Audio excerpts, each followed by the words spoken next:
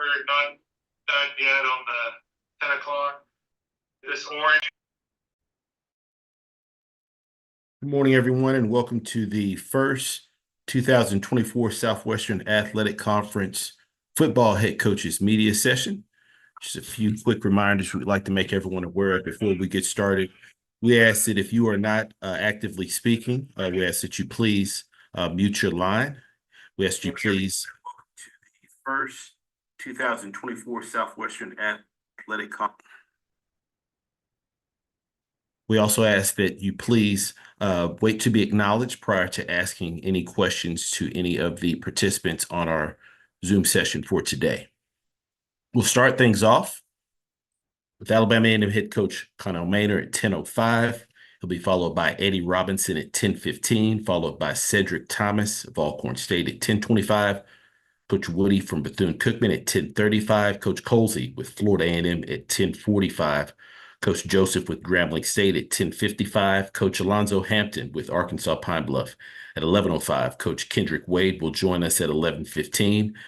Coach Bubba McDowell with Prairie View A&M's availability has been moved to 12:05. He's at a press conference, so we'll try to catch up with him at 12:05. Coach Terrence Graves will join us at 11:35. Coach Chris Dishman is also participating in the Labor Day Conference press conference, so his availability has been moved to 12:15. Coach T.C. Taylor with Jackson State will join us at 11:55. We'll pause here momentarily, give our media partners a few more minutes to log on, and we'll get started. Thank you for your patience.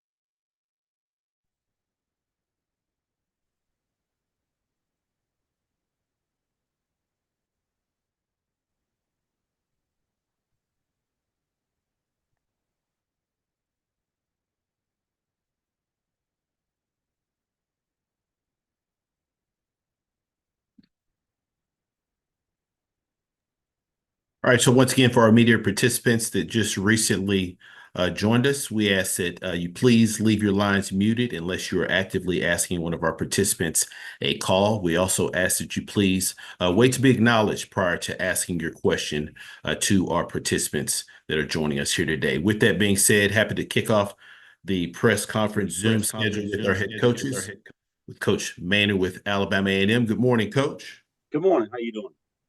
Doing great, Coach. Appreciate you asking. Coach, obviously, last few weeks, camp. So if you could just kind of start us out by just recapping camp as you prepare for the upcoming season. All right. First of all, I want to congratulate Coach Colsey on a big win for his program, his first win, and a win for the SWAC versus the MEAC. So congratulations, Coach. Great job, man. Yeah, camp, man, it's finally here. Football season's here. Everybody's excited. And, of course, fam kicked it off last week, and now everybody else get to play this week. So we all excited, get a chance to hit somebody else for the first time. And, you kind of tired of hitting your own selves and getting little scrumbles. things of that nature. So, you know, a lot of hard work, and we still got a lot more work to do this week to get ready to go down to Auburn and play SEC program. UF's doing a good job down there with those guys. So we know it's going to be tough. You know, you're playing up money game. So we're excited about it. We want to be competitive as long as we can. But at the end of the day, we want to get out of there healthy, not lose any of our players that so we can compete during the season. So we're looking forward to it. It's exciting. Appreciate those opening comments, Coach. We'll now open it up for questions for Coach Maynard. If you do have a question, please utilize the raise your hand feature here on Zoom to get your question in the queue. Floor is now open for questions for Coach Maynard.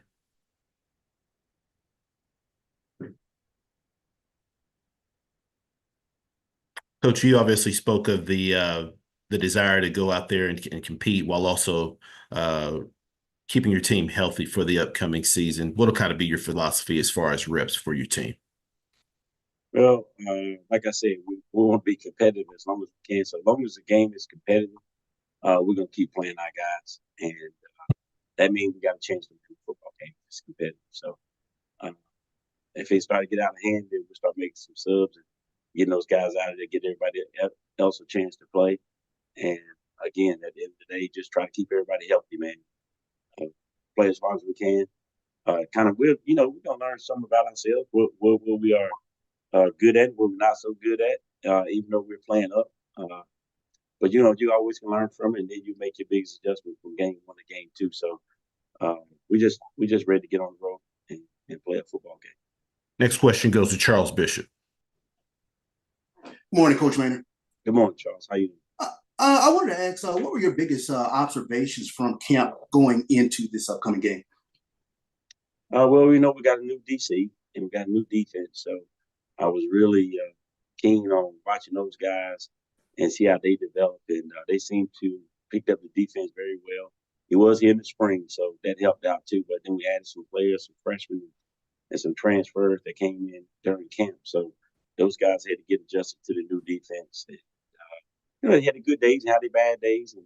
And so it's still a learning curve. And we just got to fly around, try to get all 11 men to the ball. Offensively, offensive line is, you know, we're going to have to lean on this year. We got the most returning starters there. Receivers will be fine. And running backs, of course, we got Donovan Eagle. I think we got a good running back room.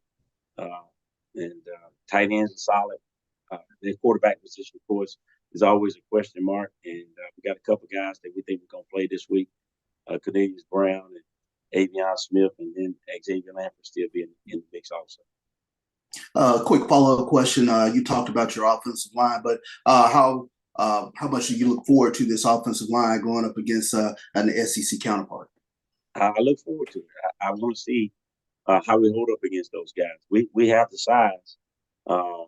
Now we got to see if we got the stamina and the depth. So it'll be interesting because we are pretty big up front, and I want to see how we hold up against these guys. Sure thing, Coach. Thank you. Next question goes to Doc Holliday. How you doing, Coach Maynard? Doc Holliday, HBCU Overdrive. I'm good, Doc. How you doing, man? Just waking up. The big question for this week: who will be your starter as quarterback? We're probably gonna go with Cornelius Brown, but Avion Smith will get some reps, and you'll probably see Xavier also. Okay. And a follow-up question. We all talk about when it comes down to big money games about health and making sure your team is healthy for the next game. What are you trying to do? What are some things that you're trying to implement for your players in order for them to be healthy for the next game and more likely for the whole season? Well, we're gonna play hard. You know, we're gonna play hard. I'm gonna try to slow it down just a little bit. Slow that game down, minimize the reps, and see how long we can stay competitive again. And if we can play with them, we're gonna keep playing with them. Start to get out of control too early, we're gonna make some changes and make sure we got our guys for the long run. Appreciate you, Coach. Good luck today. Thanks, sir. Currently taking questions for Coach Maynard with Alabama A&M.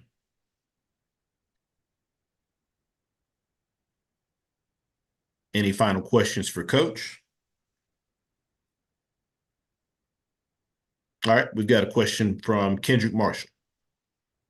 Hey, Coach. It seems like you're going to be playing a lot of guys this weekend against an FBS opponent. What do you hope to learn about your team coming out in week 1? Just the ability to fight, not give up, keep fighting, and just see how tough we are, to see how we are. See what our strengths are, see what our weaknesses are, how we match up against Auburn and the SEC opponents. So you can always learn from these games. The things that we do well against them will probably mean that we're pretty good at those things. The things that we don't do well probably mean that we need to improve in those areas. So, of course, it's a money game, but at the end of the day, we got to watch the tape and try to get better. Even if it was a D2 game and we dominate, we still gonna have things that we can get out of the tape and learn from and get better at. So you're never gonna play a perfect game. You always gonna try. So you just got to take the things that they mess up on and see what we need to improve at game situations. Which that's me, but making sure the guys understand those things and just go from there. And a quick follow-up, Coach. You mentioned you likely going to play multiple quarterbacks in this game. How much of their performance will determine who gets the main reps with the ones going throughout the regular season? Well, it depends on who gets the reps when. If you get the reps against the starting defense of Auburn and you weren't very successful, then they put their third team in, and then that quarterback comes in and move the ball a couple of drives and things of that nature. That's not evenly matched. So it just all depends on who gets the reps against what teams and where's the game at that point. And so we're gonna try to, get both guys in there hurt, and so they can be evaluated against the same talent and make it a fair competition. I appreciate it, Coach. Mm-hmm.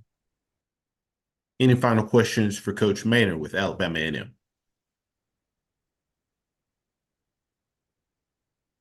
All right, Coach, as always, we appreciate your time. Good luck this week. Thank you, sir. Thank you. All right, we're a few minutes ahead of schedule for Coach Eddie Robinson with Alabama State.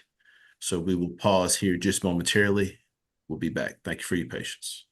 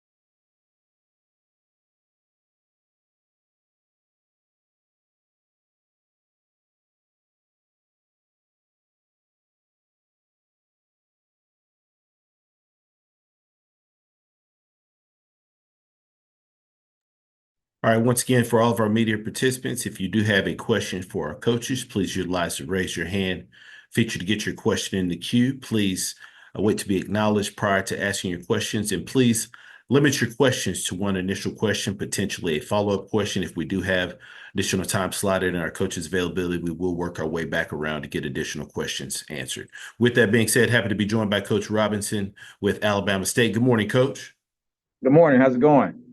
Doing great, Coach. Appreciate you asking. Coach, obviously coming out of fall camp, getting ready for the upcoming season. If you could just kind of give us your thoughts on camp and heading into week 1. Yeah, I mean, the guys really competed both sides of the ball, special teams. That was the biggest thing. Had a couple injuries, but nothing major to the older guys. A couple young guys got banged up. wanted to be real physical in camp, and that's our philosophy. So now we have to go out here for the first game and put that on tape, and that's what we want to be. We have to make that our identity. So that was the goal to go into camp, was to be more physical, to see who could hit, who can execute plays, and I think we found that out. So now we have to go in front of the real deal, and we'll see. Hopefully that'll carry over to the first game. Appreciate those opening comments, Coach. We'll now open it for questions for Coach Robinson. Once again, if you do have a question, please utilize the raise your hand feature to get your question in the queue. Floor is now open for questions. All right, first question goes to Doc Holliday. Morning, Coach. How you doing today? Good morning. How's it going?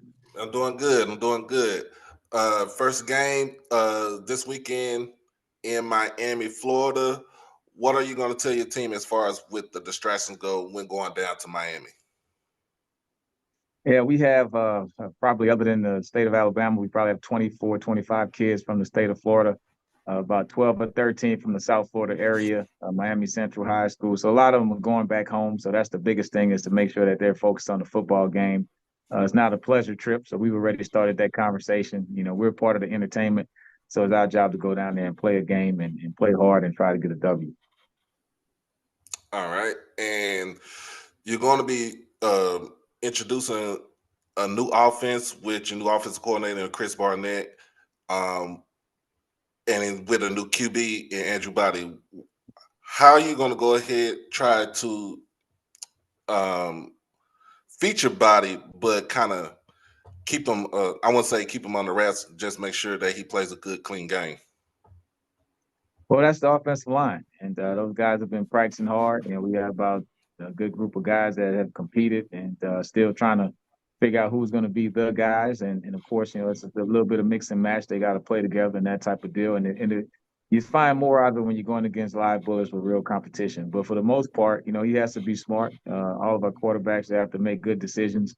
Don't take the extra hits. You know, sometimes you have on the red jersey in practice and you start holding the ball a little too long. So we've been talking about that and just being smart at the end of running plays and that type of deal. But it's everybody's job to make sure that the quarterback stays upright. All right. Appreciate you, Coach. Good luck. Absolutely. Thank you. Currently taking questions for Coach Robinson with Alabama State. All right, next question goes to Kendrick Marshall. Yeah, Coach. You guys will be playing arguably the best Black college football team over the last 3 or 4 years in North Carolina Central. What kind of litmus test is this for your ball club playing against a team of this caliber in a game like you guys are playing on Saturday? Yeah, it's always good when you start off the season playing a good team and they're picked to finish first in the MEAC. And so that means that they're going to expose some of our weaknesses. They'll show guys who we thought could do it and maybe they can't. And so that's what you want. So you get that out the way early. Hopefully you can still get out there with a W. And the biggest thing is you want the guys to go down there and compete. Fam, you had a big win in the MEAC SWAC Challenge, so that's the third win in a row for the SWAC.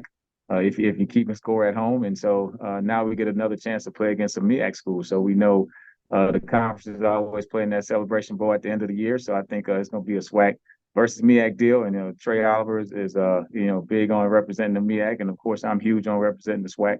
So I think you have that aspect of it too, besides it just being two pretty good teams and just going to go down there and compete. I mean, we'll show some things that they're going to have to improve on, and they're going to expose some of our weaknesses also, which is the good thing when you're playing a good team early in the year. Yeah, this game, Coach, has been billed as a battle of the number one in the MEAC, and many believe that your ball club is going to be one of the top contenders in the SWAC. What have you told your team about expectations and how to handle them going into a game and season like this for you guys? Yeah, I think you just win today. That's been our motto. We picked that up about halfway through the season last year, and we've just stuck with it. We can't control the whole football season. All we could do is win practice on Monday. We go out there on Tuesday, let's have a great Tuesday. So we go out there and win each day, and then just give ourselves an opportunity to win on Sunday. And that's what we're looking at it. We don't look at a big picture. We look at a very small picture approach. Win the day, get the treatment, go to class, do all those things right. And then on Sunday, just go out there and play hard. You give yourself a chance to be in the game. All right, thank you, Coach. Yep. Next question goes to Mickey Clayton. Morning, Coach. Mickey Clayton, Inside Sports. How you doing? Doing well. How's it going? It's going great. Coach, you're going down to Miami, Florida. Extremely hot, and it's been hot. How do you prepare your team for that heat that you're going to have? And do you take anything extra with you on the sideline to help those guys? Yeah, I mean, you have the different rehydration, tools that you can bring down there, the Powerade, those type of things. You need a little bit more than just water, so we understand that. I've been pretty much, I'm a weather guy, so I'm always letting them know, hey, it's a high of 88, low of 80, 55% chance of rain. So we know the weather conditions. We prepare for them. It's been pretty hot here in Alabama also, so we've had a couple practices at that 2 o'clock mark, and so to try to get used to the heat. And the biggest thing is you have to push yourself and make it uncomfortable in the summer, and so that way you'll be prepared for the first game. So hopefully that won't be a problem, but we'll definitely have the items available in case it just is one of those type of typical Miami days. It'll probably rain and then get super hot afterwards, but we just have to be prepared for it. It'll be hot on both sidelines. That's what I tell the kids. Thank you, Coach. Good luck. Thank you. Next question goes to Charles Bishop. Morning, Coach. Good morning. I wanted to ask this question in regards to North Carolina Central's quarterback, Walker Harris. Limited body of work, but we have seen some of the things that he was able to do against Mississippi Valley. But the question is, from your observation, from your film study, what are your observations of Walker Harris? I mean, he's a dangerous guy, in my opinion. He knows the offense extremely well. With the whole transfer portal and kids moving from school to school, you got to give that young man credit for staying there and sticking it out and playing behind an All-American quarterback. His skill set is somewhat different, but you do know he can execute the offense. He will hit an open receiver. He'll know it just like the coaches know it. And he's been in it, and he's waiting for his chance and his opportunity. So we have to prepare for him like he is the guy. And I think that's what our guys looked at when we saw the Mississippi Valley tape. And even though it's not a lot of game action, I mean, you can tell that he was very comfortable in that football game. So now going into the season as the starter, taking all of those number one reps, I mean, we have to be prepared for a guy who can go out there and beat us if we don't get pressure on him and do the things we're supposed to do defensively. Sure thing. Thank you, Coach. Yes, sir.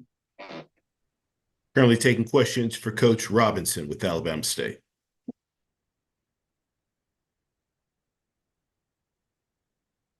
Any final questions for Coach?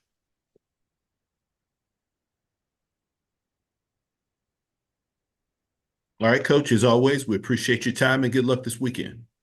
All right, thank you. Appreciate it. Yes, sir. Thank you. All right, we are a few minutes ahead of schedule for Coach Cedric Thomas with Alcorn State, so we will pause here just for a minute or so, and we'll be back momentarily. Thank you for your patience.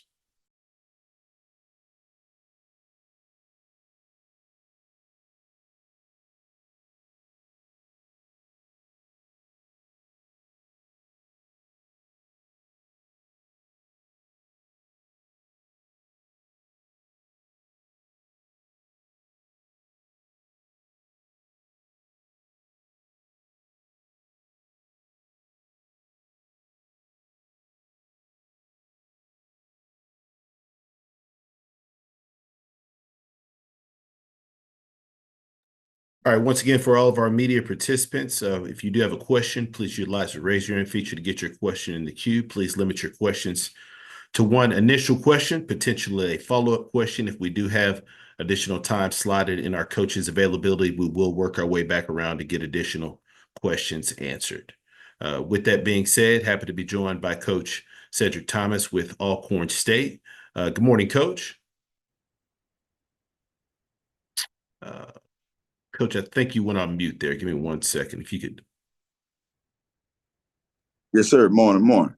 Yes, sir. Good morning, Coach. And want to tell you we saw the hustle there to get over here for this Zoom session, Coach. Man, so we appreciate that. Yeah, it is Monday, man. It threw me off. We normally have off because Thursday.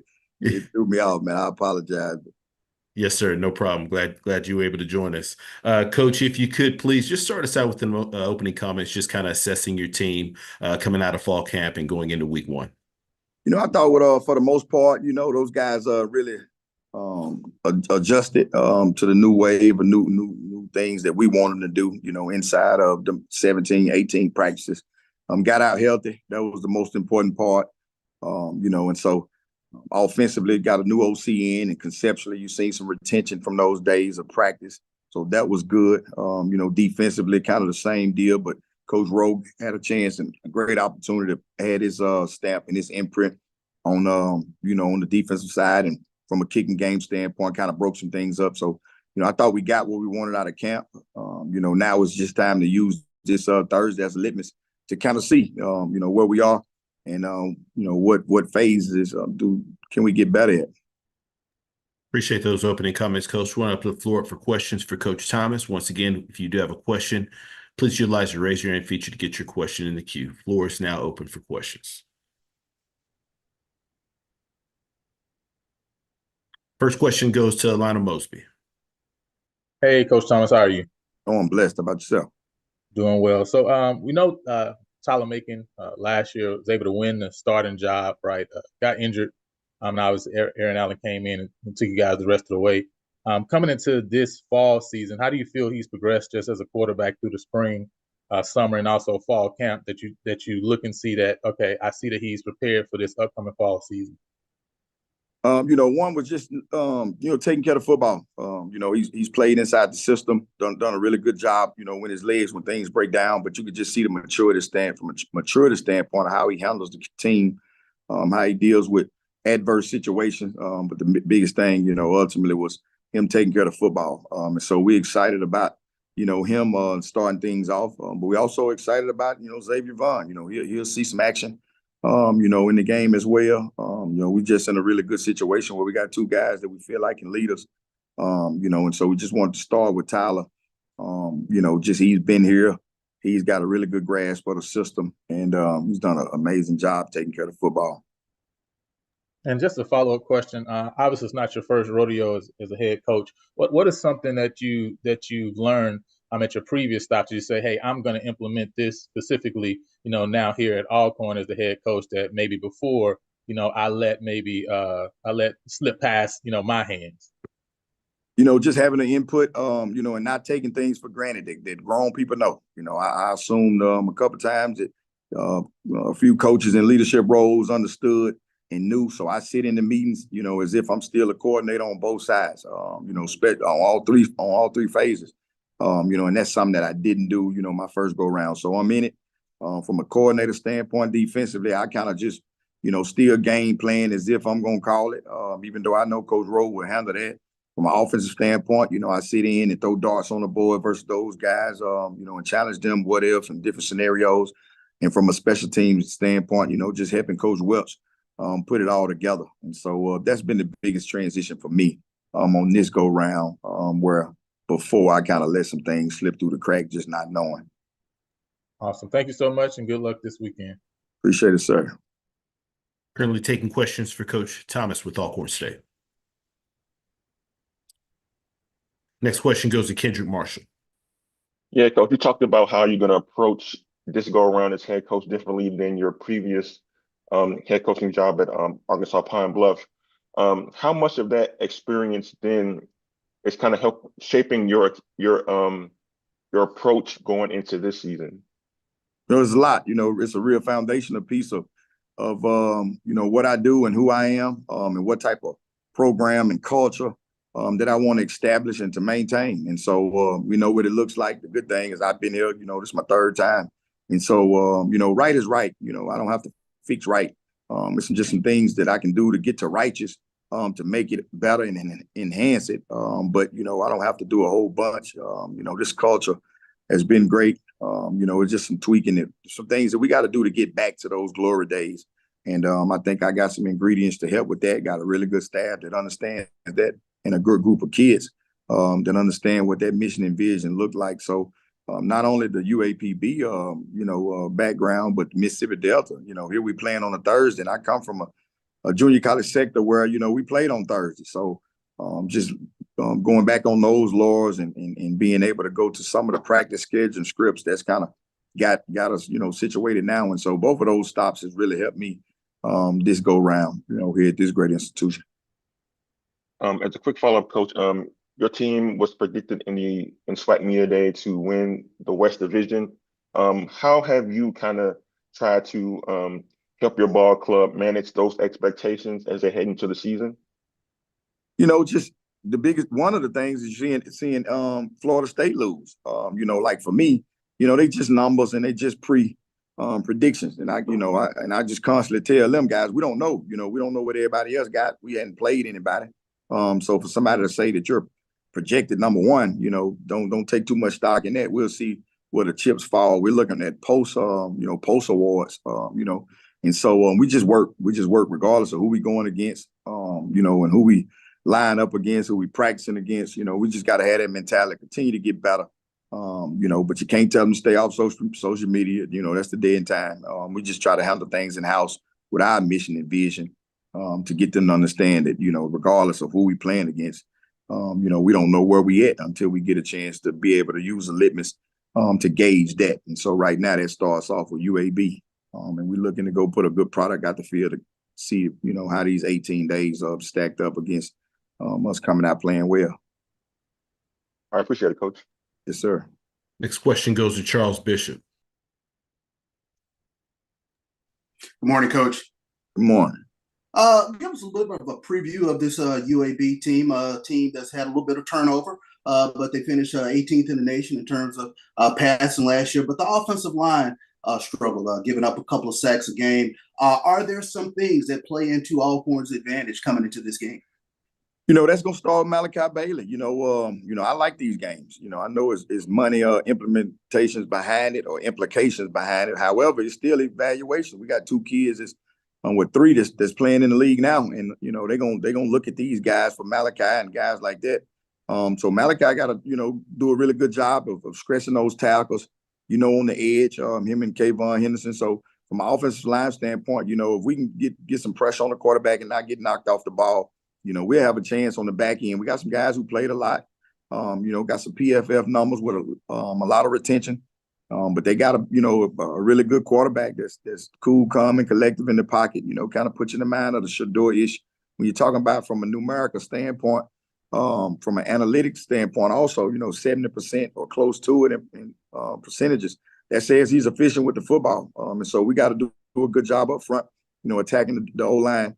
And, you know, do a really good job changing some looks up because he's a savvy quarterback, you know. So that's what we got to do, you know, and attack that offense to try to have some success. So that started with the guys up front. We're expecting, you know, us Gideon Spiville, Kayvon Henderson, and Malachi Bailey, Stamarian Edwards to kind of get after it from a defensive standpoint to give us a chance. Sure thing. Appreciate that, Coach. Yes, sir. Currently taking questions for Coach Thomas with Alcorn State. Final questions for Coach. Coach, once again, we appreciate your time and good luck this weekend. Thank you, sir. Thank you. Yes, sir.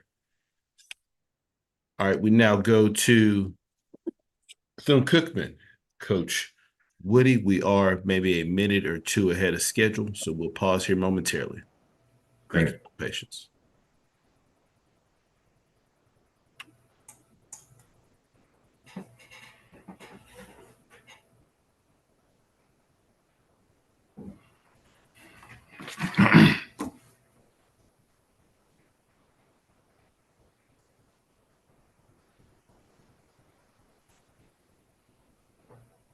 Once again, if you do have a question for Coach, please utilize the raise your hand feature to get a question in the queue. I do think we have Coach with us. Coach, can you hear me?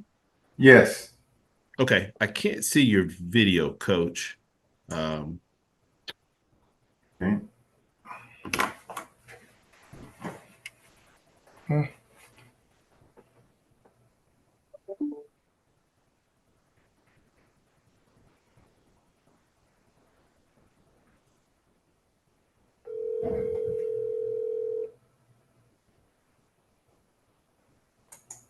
Hey, Coach. Can you come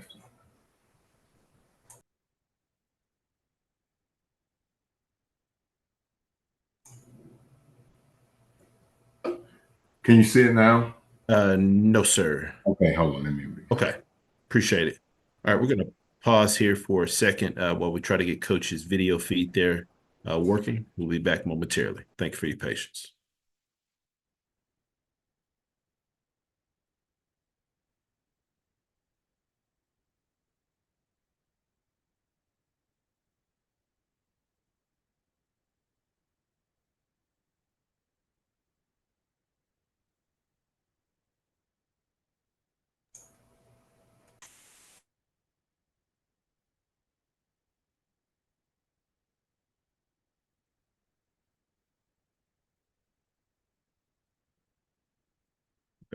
Yep, there it is, Coach.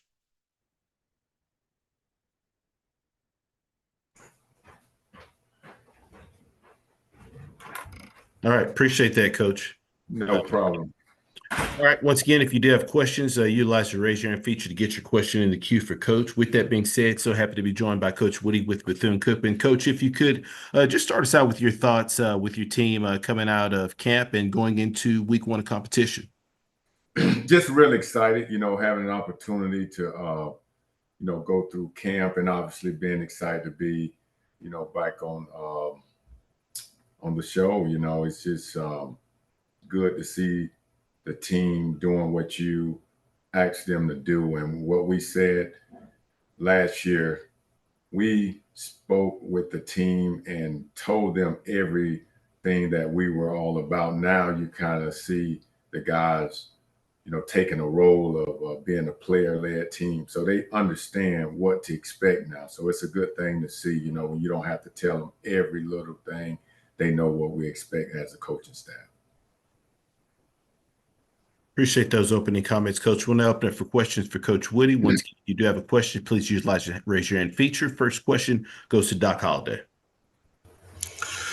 Good morning, Coach. How you doing today? Good morning. Outstanding. How you doing? I'm doing good. Big question of the week. Who is QB number 1?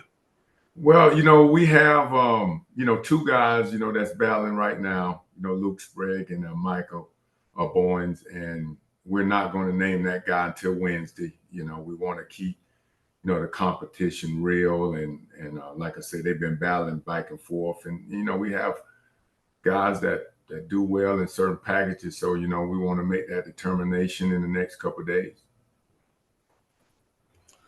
All right. And one more question, going up against FBS team this weekend. How are you preparing your guys to basically stay healthy? Well, obviously we always say it's the most important game because it's the next game on our schedule. We really can't worry about that. I mean, we got to play as hard as we can, as fast as we can, and as long as we can, and don't worry. All right, appreciate you for your time, Coach. Thank you. Only taking questions for Coach Woody with Bethune-Cookman. All right, next question goes to Lana Mosby. Hey, how you doing, Coach Woody? Outstanding. I want to ask you, your team, when you look at last year, we definitely looked at a team that obviously played extremely hard, fought to the end, was in a lot of games. What is it that you're doing to establish that culture there at Bethune-Cookman? Well, we tell the guys, we use the term come to work and go to work. And if you want a job, you have to go and take your job. If you have a job, you got to keep it or somebody's going to get it, and they realize that it's nothing going to be given to them. I mean, I know it's a lot of things that's been put in place for guys to get this or get that. We tell them we want you to appreciate the opportunity to love the game and play it like you love the game. And we create competition as far as going out recruiting guys that's going to come in and take your job. So, we tell the guys all the time, people with their hand out, they're not going to make it in this world. You got to come to work and go to work, and you got to make sure that every single day you put on your A game because there's somebody always there to take your job, including me.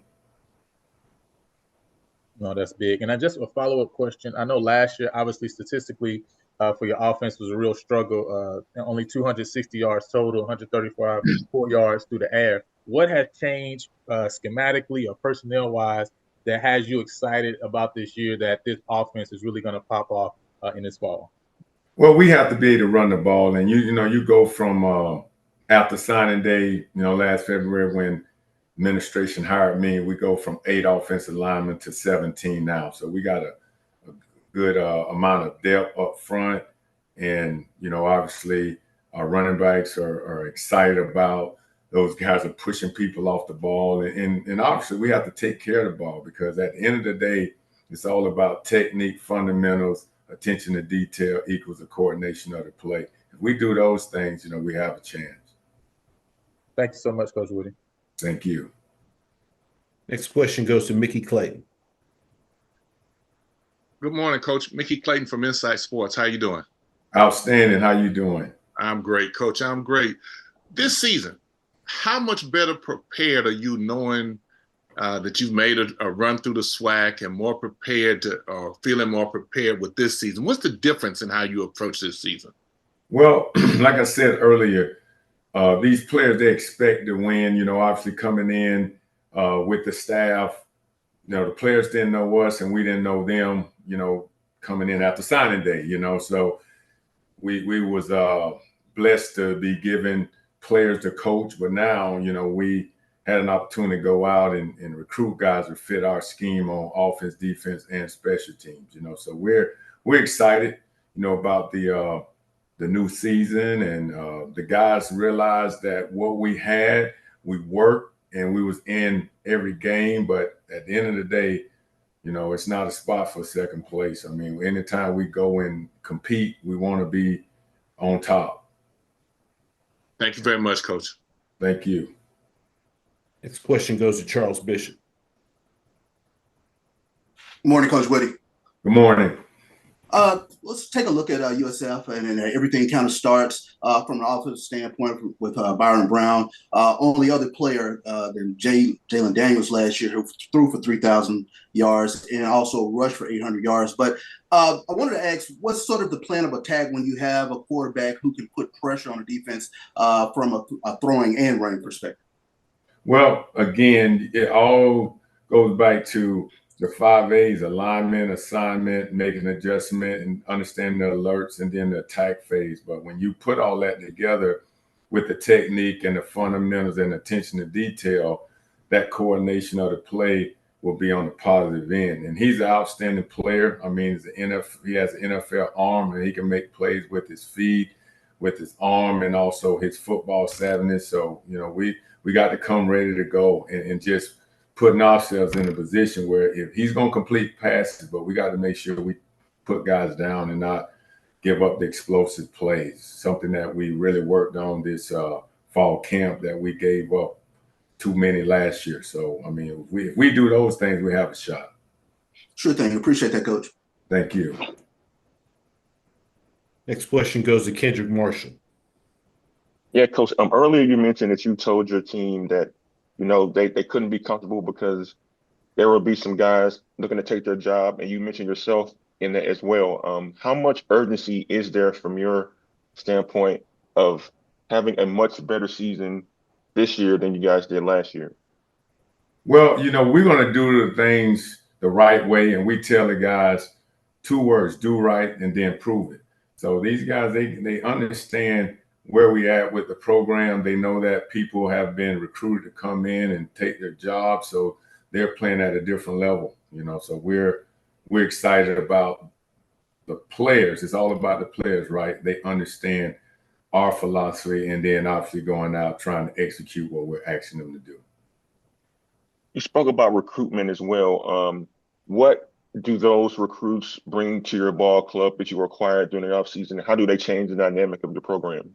Well, depth, and then the pieces that we needed, obviously, it's going to help us down the road, because when you go in and when you have a certain amount of guys and don't have the guys behind them to push, it's no realization of getting better quickly. Now they realize that, hey, if I don't go out and do my job and the next guy doing their job, then my job may be taken, So I just think overall, it's going to help the overall picture, because going into games like this or any game, that number 2 guy is just a play away from being a starter. So I believe iron sharpens iron, and we're excited where we're at this point.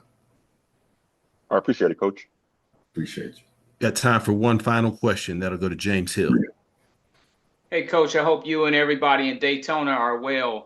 This young fella, C.J. Brooks, the quarterback from Orlando who transferred portal VUL. When you think about C.J., what have you had a chance to see out of him? Well, coming in obviously late, and we're blessed to have him. When he's had an opportunity, obviously polishing up on his technique and fundamentals, but he's been a pleasant surprise, and he's, like I say, he's young, he's smart, he just has to keep working, and he's going to be able to hopefully one day, lead the Wildcats out on the field and be that star right now. Right now, he's working, he's fighting, he's just a little bit behind, but he's definitely a guy that can play at this level well. Coach, Saturday, a great opportunity at Raymond James Stadium. Just talk about the Wildcats mentality going in. Well, we're going in because it's, like I say, it's the next game on our schedule, and it's the most important. With that being said, technique, fundamentals, attention to detail, coordination of the play, and we're gonna go there and work just like we come to work every day. They got a really good football team, and I feel like we do as well. So we're gonna go in and fight. And like I say, with a bigger school like that and a really good program, we cannot give up explosive plays. We can't have our self-inflicting penalties. We just got to play a clean game and do the little things right. Thank you, sir. Have a blessed week. You too. Thank you. Coach Woody, as always, we appreciate your time and good luck this week. Thank you. Appreciate you all. Yes, sir. Thank you. We now go to Florida A&M. Coach Colsey, I do believe we have Coach with us. Once again, if you do have any questions for Coach, please utilize the raise your hand feature to get your question in the queue. Please limit your questions to one initial question, potentially a follow-up question. If we do have additional time allotted in our coach's availability, we will work our way back around to get additional questions answered. With that being said, happy to be joined by Coach Colsey. Good morning, Coach. Hey, good morning, everyone. How's everybody doing? Doing great, Coach. Coach, obviously you got a jump start on your season playing in week 0 against Norfolk State in the MEAC SWAC Challenge. Coach, if you could please just talk a little bit about that game and recap just kind of what you felt like from your team's performance. Well, I asked for a little adversity, to see how our team would respond and / react, and I wasn't really expecting that. But obviously getting a chance to line up. Got quite a few new guys that that played under the lights, and we saw some things that we didn't necessarily prepare for because you had a little bit of a level of unknown, especially with them having a new offensive coordinator and them obviously having another 7 to 8 months to prepare for us. But love the way our guys persevered. Love the way we came to the sidelines and made the proper adjustments. And we got down 14-0. Our offense went down there and scored. And I often say a good team's answer.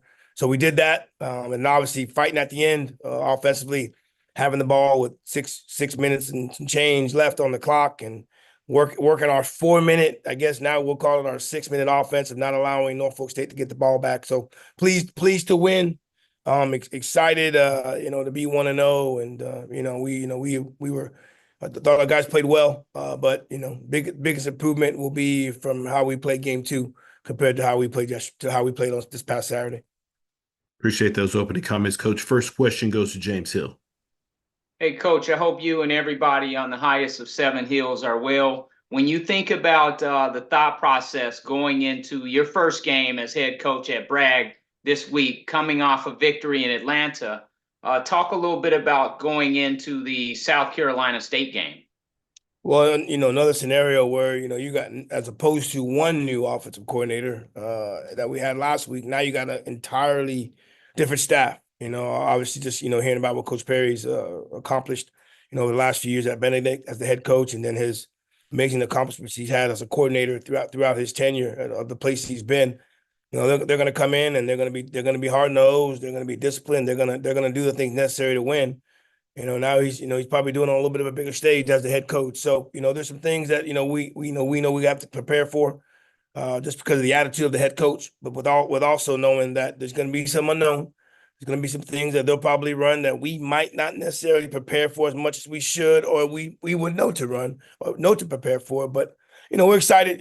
Trust me, it's a heck of a lot easier playing our home opener at 1-0 than it would have been at 0-1. Thank you, sir. Have a great week. Hey, thank you. Next question goes to Doc Holliday. Coach, how you doing today? I'm doing well. How you doing, Doc? First of all, I want to congratulate you on your first NCAA victory on Saturday. My first question is, how will you adjust to limiting teams to South Carolina State to run on you like Norfolk did as far as giving up Hey, 200 just yards? say what it is. They ran it down our throat early in the ball game. Say what it is. And I mean, hey, listen, for us as a team, our philosophy is to be able to run the football and stop the run. And we feel if we do both those things, we got a very, very good chance of winning. Ultimately, this past Saturday, we did not, right? And that put us in the situation that we were at, late into this football game. So, we had some guys that, we had a new nose guard, right? We had 2 new linebackers, and ultimately they took advantage of some of our inexperience. So, we got back to our basics, late in ball, late in the second quarter and the remainder of the second half, where we stopped all the movement and we just lined up and played. And ultimately, we probably should have been able to do that maybe a little bit sooner. But we calmed ourselves down. People better realize, this is we were playing on ABC. But some of these guys, this was some of the most playing time they had, especially coming from the universities that they were at. So, not much is going to change for us as far as preparation. We just got to hunker down and take care of the details. We were misaligned quite a few times, right? So, sometimes it wasn't what happened during the play. It was just our initial alignment to start the play. So, if you don't start well, it's very, very hard to end well. So, and that's kind of where we are. And I got one follow-up question. Daniel Richardson, he kind of looked shaky in the first half, and then in the second half, he came alive, knowing that he could do as far as being the quarterback. What was the thing that you told him as far as the difference between the first half and to the second half of the game?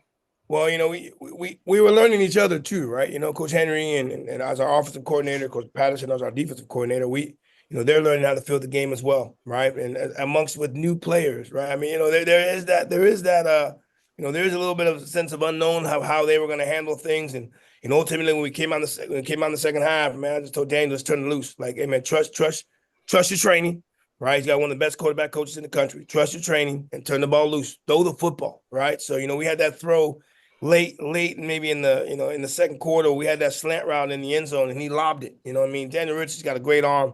He's got great accuracy. He needed to zip that sucker in where it should have been a touchdown. So just again, trust what you've been doing throughout training camp, spring practice. Those are the things that we want you to fall back on. Fall back on the teachings that you've had. So he did that. Obviously, we ended up with being named the MVP.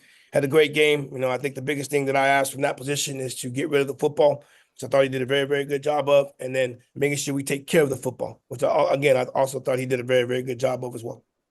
Appreciate you, Coach. Thank you. Next question goes to Mickey Clayton. Good morning, Coach. Mickey Clayton, Inside Sports. Congratulations on that first win Thank you. as head coach at Florida A&M, and for the coaching adjustments you made as the game went on. What I want to ask you about is Kendall Bowler, the NFL prospect that you have. What does he do, and what do you expect for him going forward? Because he's high on a lot of lists with the NFL. Well, I think the biggest thing for him, when I first got here in 22, we had him at safety. We played North Carolina and Jackson State, and he was playing our field safety position. Obviously after about the third or fourth game of the 22 season, then we made the adjustment and made the change, and he's been a corner ever since. He had the luxury of having his older brother here, and so he didn't necessarily have to save. He didn't have to save very much. Then you go back to the 23 season where you got Javon Morgan, you got Eric Smith, Lovey Jenkins, guys that again took leadership roles, and all Kendall had to do was just play. Now you're asking a guy who's an NFL prospect. We've had about 12 to 13 teams already here just to see him. You want that guy now to be a leader, and we're going to need that from him. And that's just a guy who's been in it, a guy who's been in big time football games, whether it was at North Carolina or, making big plays at the Celebration Bowl. So, that his experience is going to help a lot of our newer players that are playing, that are in the current position that they're in right now. So that's the one thing. And then obviously, secondly, he's a guy that if I need him to demonstrate drills, he's the ideal guy to do it, and talks them through it. He goes through the preparation as far as what we have to do weekly. So he's he's a great example for a lot of our guys to lead and learn from. And again, I wish he had another year, but he does not. Thank you, Coach, and we appreciate you giving such detailed responses. You thoroughly answer questions. We appreciate it. Maybe I might be giving too many answers, but I appreciate that. Yes, sir. Next question goes to Kendrick Marshall. Yeah, Coach. You're going to be playing up against a school in South Carolina State that has a brand new head coach in Kenneth Berry. I don't know how much you know about his tendencies or his scheme, but just based on kind of like your observations of Benedict College, if you watch them, what do you think they might do coming out on Saturday? How will you game plan for them? Well, they want to play fast. They want to run the ball. They're going to give you different formations. Looking at what they did at Benedict when they were going 13-1 last year and obviously losing into the playoffs. So a very, very good football team. But they're going to be disciplined. They're going to be hard nosed, and that's just his mentality and his style. They're going to play great defense. Going to run the ball, and you're looking at a possible low scoring game. And then whoever makes that mistake at the end, right, will ultimately lose the football game. So that's what we see. Doesn't necessarily mean that's what's going to happen. But I think for us, we got some things that we need to sharpen up on, and offensively, defensively, special teams. I don't think we had our best 11 on the field at times, and that's something that we're definitely going to have to make sure we make that big time adjustment with. Was that because of, I guess, the game plan not having the best 11, or was that just how the game played out? You go to goal line, right? Offensively or defensively, offenses normally dictate what defenses do. And there was a couple of times I thought we could have maybe had our best 11 out there. And again, you have to realize who they may be sometimes, right? This is our first game, and who we thought our best 11 was at the time might not necessarily be what it is this past weekend, this upcoming weekend, excuse me. So, we got about 24 to 25 guys on both sides of the football that could play, that could play like ones. And I don't think we did that as well as we needed to do this past weekend. Last question goes to Charles Bishop. Yeah, Coach, real quick, and I kind of wanted to follow up on your point in terms of looking at who your best 11 might be. But I wanted to specifically ask about your rushing attack in this game. Norfolk State's seemingly with their defensive line linebackers were able to do quite a bit in terms of sort of stymieing the rushing game. But going forward, what is it that you're looking to kind of get out of the running back room? Well, we thought we would be able to, to dominate up front. That was the focal point. We thought we were going to be able to run the football a little bit better than we did, and obviously, and we want, since we had a new quarterback, we thought we wanted to maybe possibly ease him into the football game. And then you get down 14-0, and now it's not 3-and-out. We can't go 3-and-out anymore. We can't try to establish this run game. So we opened it up a little bit. Got a chance to see what Daniel Ritchie can do, and then he drove us right down the field to make it 14-7 to get that gate, to get that momentum back, or just try to keep that momentum going forward from what Norfolk State had. So obviously at the end of the game, right, when it was time to run the football, right, and establish and try to end the football game, I thought we did a really, really good job of it. Believe it or not, it was 24-17, and we had all the momentum, and we were getting ready to go down there and look like score again, and that was primarily because of our run game. So, we needed to be better in the beginning. And again, Norfolk State did an amazing job, man, to prepare for us. They were doing some different things, and hats off to what they did. And ultimately we made some adjustments that helped us win. But hats off to what Coach Odom and Norfolk State did to try to kind of stymie us in the beginning. And ultimately, look, like I said, we had a chance to win, and we did. Excited for it, but we definitely have some things that we need to work on. Good thing. Appreciate that, Coach. I appreciate you, Coach. As always, we appreciate your time and good luck this weekend. Hey, thank you, and for everybody's plan, man. Good luck this weekend. Appreciate it, Coach. Thanks, guys. We now go to Grambling State. Coach Joseph. Once again, if you do have any questions, please utilize raise your hand feature to get your question in the queue. Please limit your questions to one initial question, potentially a follow-up question. If we do have additional time and our coach's availability, we will work our way back around to get additional questions answered.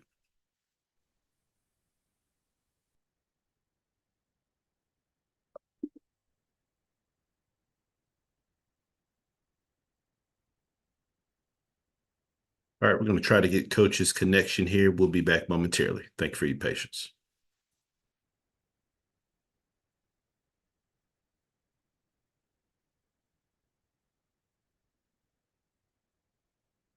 It's not coming. There you go. Here we go. Okay, I do see that we have Coach there with us. Once again, if you have any questions for Coach, please utilize the raise your hand feature to get your question in the queue. With that being said, happy to be joined by Coach Joseph with Grambling State. Coach, good morning. Good morning. How you guys doing? Doing great, Coach. Appreciate you asking. Coach, if you could just start us out with an opening statement, kind of assessing your team coming out of camp. Right now, taking over this team, we know we had to do something with the roster, but we wanted to make sure that we evaluated the kids that was already in the building. And so after spring football, we did some evaluations and we parted ways with the guys that we had to part ways with. And we had to get the guys in the building that we thought can help us win. But at the end of the day, looking at this football team, our big thing is what you're willing to do when you head to the practice field, when you head to the classroom, you head to the weight room. Like you said, Mike T says it best that I know a lot of people that know how to do stuff, but what they're willing to do. And we wanted to show improvement every time we hit the practice field and get better because you can't get those days back. So we always talk about stacking days. So that's what our big thing was, just trying to improve from the day we took this team until today. Appreciate those opening comments, Coach. First question goes to James Hill. Coach, I hope you and everybody at Grambling are well. Can you just talk a little bit about your era? It's a brand new era and just bringing in a winner and just competing and guiding this team. Well, I understood this when I took this job, that this is a pressure cooker, that they expect to win here at Grambling, no matter who's sitting in the chair, that they want to win. But also we had to get the structure back within the program.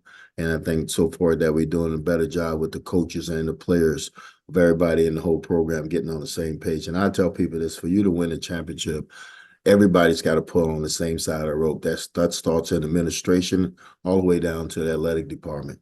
So we can get that done. I think we can get this thing back on track because there's enough talent out there for everybody. Now, when you do get the talent, it's what you do with the talent. It's how you coaching them, how you treating them, and how everybody across campus treating them. Because you got to understand, when you deal with the transfer portal, you got kids coming in from Group of 5, Power 5s, that they got to get used to the way you do things at your school. And so far, our kids have been receptive to how we do things, and they're excited to be here at Grambling. We're excited to have them. Thank you, Coach. Good luck this week. Thank you. Next question goes to Kendrick Marshall.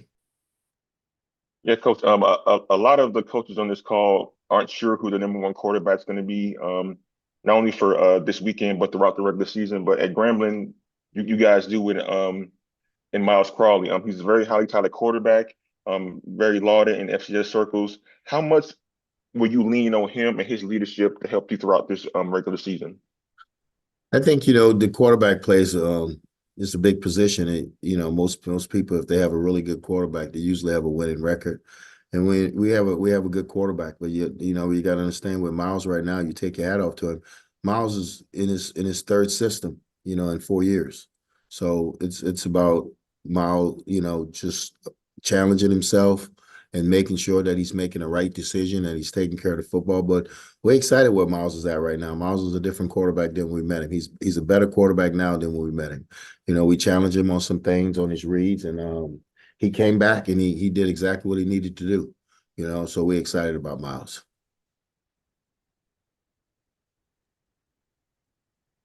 Currently taking questions for Coach Joseph with Grambling State. Final questions for Coach. All right, we do have a question. Question goes to James Hill. Coach, Louisiana, the opportunity to compete and win a game and play a game where people around the state will be looking.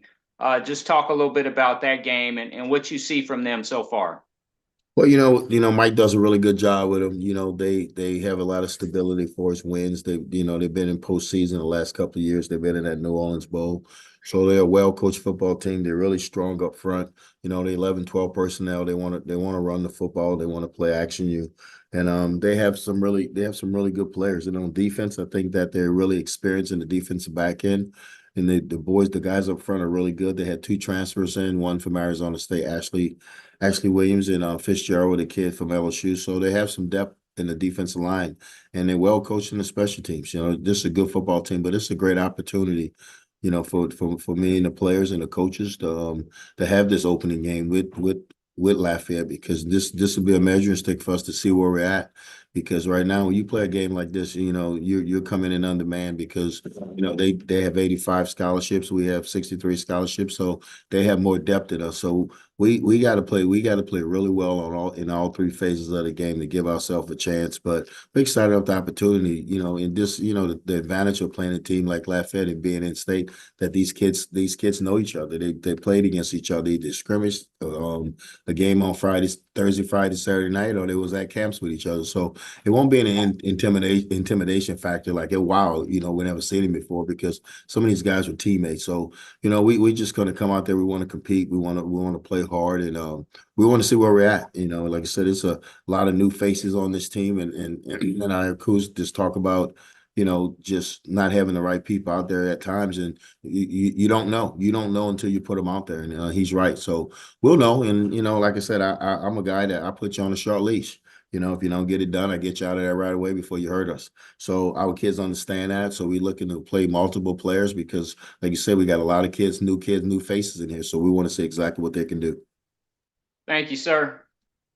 Thank you. Next question goes to Kendrick Marshall. Yeah, Coach. What are you hoping to learn about your defense in this matchup? Well, we want to be physical. We want to be physical. You know, physicality's got to be in our DNA. That's what we preach about. That's what we want to do. We know they're going to do a lot of shifts, a lot of motion. So we want to be able to line up. And then, you know, like I told them, I said, once they do all the shift in motion, the ball's got to snap. So then we got to figure out, you know, where my gap at, what man, what coverage I'm in. So we want to be a sound defense. We want to be a defense that's a gap integrity, that we're going to be in that gap. And we say we playing man. We're not peeking at the quarterback. We playing zone. So we want to try to do everything right. We want to cut down the missed assignments. We want to cut out the lows. So we definitely don't want any missed tackles. Last question goes to Lionel Mosby. Hey, Coach Joseph, how are you? I'm good. How you doing, Lionel? I'm doing well. Well, we know Graham has obviously a storied history, but every coach is different, right? You know, what kind of culture are you looking to establish here at Grambling? And what have you been doing to go about to get that established, especially with a lot of new guys coming into the program this year?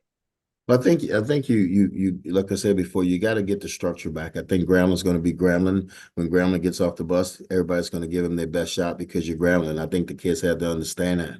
And I told the kids, I said, you can't live off the past kill what these guys have done, because you can't take credit for what they have done. You got to go out and get your own kill. Man, it's a national brand. It's well known, but at the end of the day, we know everybody wants to be Grambling, and we know, hey, we're a target. We're a target because who we are. But at the end of the day, nobody's scared of us. Nobody's intimidated by us. So we got to make sure that we're a really strong football team and a solid football team, a physical football team, and we get this thing back on track. But it's about structure. It's about getting these kids to do what we ask them to do on and off the field. And I think so far, the coaches and the support staff, they're doing a great job of doing that. So we got to continue to raise them. We got to continue to develop them. And I think, you know, once you do that, then I think this thing will get back on track. But we're a long way from that right now. And just a follow-up question. I know, you know, we hear a lot about Miles Crowley, obviously on the offensive side of the ball as a leader for this program. On the defensive side of the ball, are there any specific guys that you can mention that you're really leaning on, especially early on in this year, to help that unit together to move forward, right, and be what you want to be on defense? Well, yeah, I think, you know, if you look at Hardy, you look at Jacoby Scott, the 2 D tackles from last year. You know, there's kids that played a number of snaps last year that we really high on right now. I think Andrew Jones played a good bit last year. We want to make sure that he's playing at a high pace. But, you know, you got transfers in here. Like you say, you don't know about them. You know that they were good in T-shirts, but I got to see them when these bullets are flying and see what they're going to do. But we're excited about the kids that's in the building. You know, we're just going to continue to coach them up. But I know that the returning guys, we leaning on those guys because they've been there before. They know what it feels like. So we looking at them to bring great leadership to this group and to make sure this group improve every week. And once they do that, then we're gonna be happy for them. But right now, we don't know. And I mean, if anybody said they know about their kids, you really don't know until after you play these kids. You mean the transfer portal it has you confused, because they're with you for a reason. They're not with you because they played a whole bunch of snaps at their previous school. So you don't know until you put them out there. I'll be to tell you more Sunday morning, but not right now. That's a great point. Thank you so much, Coach Joseph. Thank you. Coach, we sincerely appreciate your time and good luck this weekend. I mean, I appreciate you guys. And like I said, everybody who's played this week, good luck to you. Let's go. Let's keep that SWAC going. Appreciate it, Coach. All right. Bye-bye. All right, now we go to Arkansas Pine Bluff, and Coach Hampton, we sincerely appreciate your patience. Once again, for our media participants, if you do have a question for Coach, please utilize the raise your hand feature to get your question in the queue. Good morning, Coach Hampton. Good morning. Coach, if you could please start us out with an opening statement, just kind of assessing your team coming out of camp. Obviously, we've had a really good camp. Been in about 3 weeks. The players have worked hard.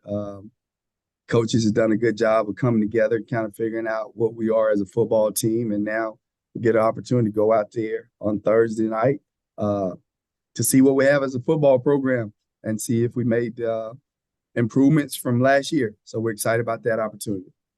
Appreciate those opening comments, Coach. First question goes to James Hill. Coach, I hope you and everyone on campus are well. Thursday night, a golden opportunity to showcase your brand and play on a big stage, Arkansas game. Just talk about offense, defense, and special teams and just going in. Well, obviously for us, just kind of like you heard some coaches say, when you're playing a bigger opponent, obviously, man, you're going to be some men down. We got 63 scholarships. They got 85.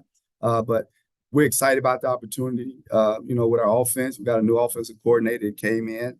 So we're excited to see how we look. We got some returning starters back that played last year, ready to take that next jump. Defensively, we got some really good players that came back from last year's defense, and hopefully we'll be able to grow and make improvements in that unit. And obviously, we had a second team all preseason SWAC punter back. Hopefully we don't have to use him very much as we did last year. But again, we feel good about our football team. Everybody does. First game of the year, right? But we're excited. And as I told our kids and I told the coaches, this one game won't define us one way or another. Obviously, you don't want to play an SEC opponent first game of the year, but that's the hand that we've been dealt. And so our kids are excited about the opportunity to go out there and showcase our brand. Thank you, Coach. Have a blessed week. Yes, sir. You too. Next question goes to Tanner Spearman. Hey, Coach, hope your week's off to a good start. Obviously, UAB and Arkansas just going to be the second ever meeting between these schools. Of course, Arkansas for a long time didn't play in-state opponents. Now that they do, and you have a chance to be a part of this matchup, for you as an Arkansas native, what does it mean to you to see this matchup and be a part of it when it wasn't possible for such a long time? Well, obviously, that is the excitement, just to be able to say you playing the best team in the state, and then you get a chance to go out there and kind of see where you are, where you measure up. And so that is the exciting part about it. Obviously, for our fan base, it's important to them. I think some of them have expectations that we're going to go in and we're going to score 100 points and we're going to shut them down. And obviously, I want them to keep that confidence, and I want them to expect great things from us. But we're just trying to go in there and shorten the game and make us some plays early to put a little pressure on them. And then we know where the thing kind of get a little jumbled is when you start playing O-line, D-line play, and they kind of wear on you. But again, we're excited about the opportunity, and I'm glad everybody throughout the state. Again, you said it's only the second time we played them, and I know our players are excited about the opportunity to be able to measure up and to see where they stack up with a great team like that. Coach, if I could follow up on that, obviously last year we saw UAB women's basketball go to Fayetteville and win. We saw the baseball team play very well against a top 2 ranked team. Have you guys talked to your players about those games at all to say, hey, UAB athletes can play with these guys in Fayetteville? No, I mean, that don't have anything to do with us. Honestly, when I was at University of Louisiana Monroe was NLU. We beat Mississippi State when they had Eric Moe. We went to Kentucky and beat Tim Couch. So, I mean, it doesn't really matter. It's football at the end of the day. I got to do my 111. And so, yeah, you can look at how the basketball team beat them, but that don't really got nothing to do with us. It's football, all right? It's 11 men against 11 men. And now, at the end of the day, you're talking about 60 minutes. You got to look that man in the eye for 60 minutes and whoop him time and time again. So we're excited about that opportunity. And as I told our players, want to take one play at a time, want to play as hard as you can for as long as you can. Don't ever quit. And at the end of the day, I told our players this, and I told our coaches, I just want you to be able to look at the guy in front of you and let him know, hey, it's a battle. And you ain't going to beat me one-on-one. And so that's where the team game comes in. So we got a lot of kids that feel like they can play big-time football. So they'll get that opportunity. But again, everybody, David and Goliath, whatever, it is what it is. It's football. At the end of the day, the ball's going to get spotted, and our young men have an opportunity to go out there and show everybody what they can do on the national stage, and we're excited about that. Thanks, Coach. Next question goes to Doc Holliday. Good morning, Coach. How you doing today? Hey, how you doing, Doc? I'm doing good. I'm doing good. Prior to this game, you named Mekhi Higgins as your starting quarterback. Will you be playing multiple QBs in this game just to do a litmus test for the upcoming season? No, I mean, Mekhi Higgins won the starting job. He won the starting job last year. And the only reason that we have multiple quarterbacks, and I didn't let you guys know, Mekhi got hurt. And so he was never fully healthy after the first game of the year. So it looks like we were playing musical chairs. We wasn't playing musical chairs. The young man couldn't do what he needed to do. Obviously, you saw him the last game of the year. He can run. He can throw the football. He's a really good football player. And so sometimes kind of glass half empty, half full. So on the outside, it looks like, oh, they just playing quarterbacks. Well, no, he had injuries. And so now he's fully healthy. And when the kid is fully healthy, he can play. He's one of the best quarterbacks in this conference. I believe he's one of the best quarterbacks in the nation. He was a 4-star kid for a reason. And so hopefully we can keep him upright and let the man do what he do. We got a really good offensive system in place. We got some really good weapons that he'll be able to use to his advantage. And so we're excited about him and excited about our offense as we move forward throughout this year. And follow-up question, playing on a Thursday night is a short week. How are you getting your guys mentally prepared for this game right here?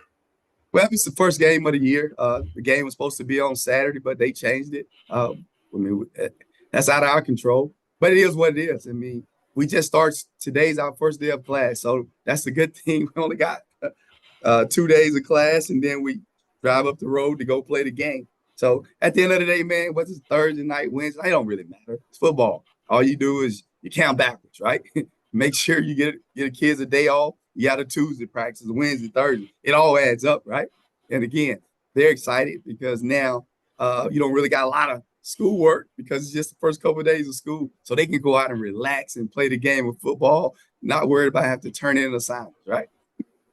All right. Thank you, Coach, and good luck. Appreciate it. We'll take one final question from Kendrick Marshall. Yeah, Coach. Earlier you mentioned it wasn't exactly ideal for you guys to start the season against Arkansas, even though they are an in-state opponent.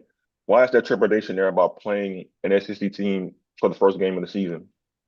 Not any trepidation. I'm just saying, like, when you playing a team that has 85 scholarships, okay, let's do the math. They got 85. We got 63. We brought in 50 new players, okay? They got their same team, all right? They've had their players the entire summer, okay? We didn't have our players the entire summer. So it's not ideal, right? But it's football. We ain't going to complain about it. I'm just asking, like, if I had my way, I'd like to play them the second game. It ain't my choice, okay? We don't really care. Spot the ball, let's play. So you asked the question, that's the answer for it. But our young men are excited about the opportunity. We need these kind of games, all right? It helps us financially. It helps us do the things that we need to do as a university. So we're excited about it. And again, I would always like a warm-up game before you play the best opponent, right?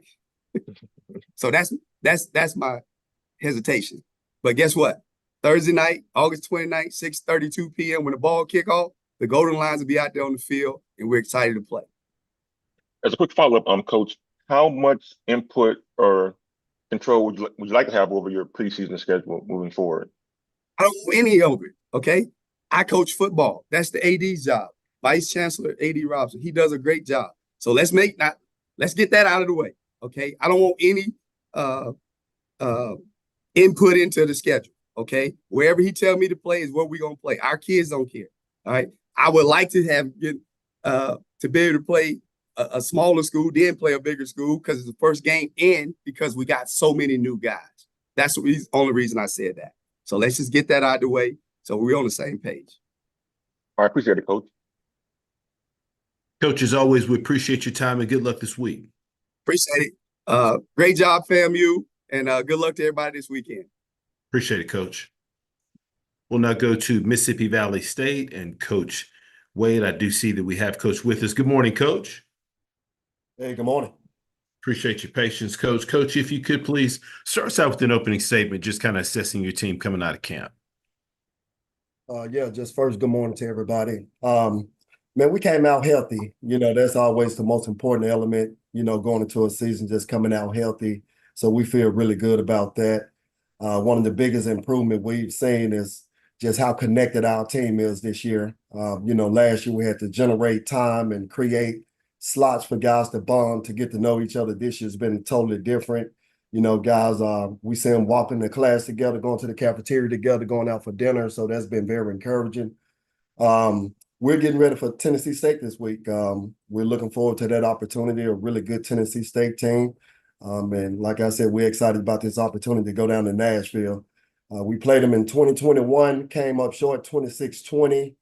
We 3-5 versus those guys. The last time we beat them was 1991, and we 0-3 in Nashville. So we got a lot to look forward to. We're excited about it. Appreciate those opening comments, Coach. First question goes to James Hill. Coach, I hope you and everybody in the Delta are well. Talk a little bit about just the Valley Way and getting it started, and it's a brand new season, and you have a great opportunity, as you say, to go to Nashville and look to get one. Yeah, I mean, you know, just, you know, a 12-month period, we came in hoping to do some things. We hope to be a good team. We hope to go out there and play the right way. This year, we believe it. There's a belief that we can go out and do things the right way.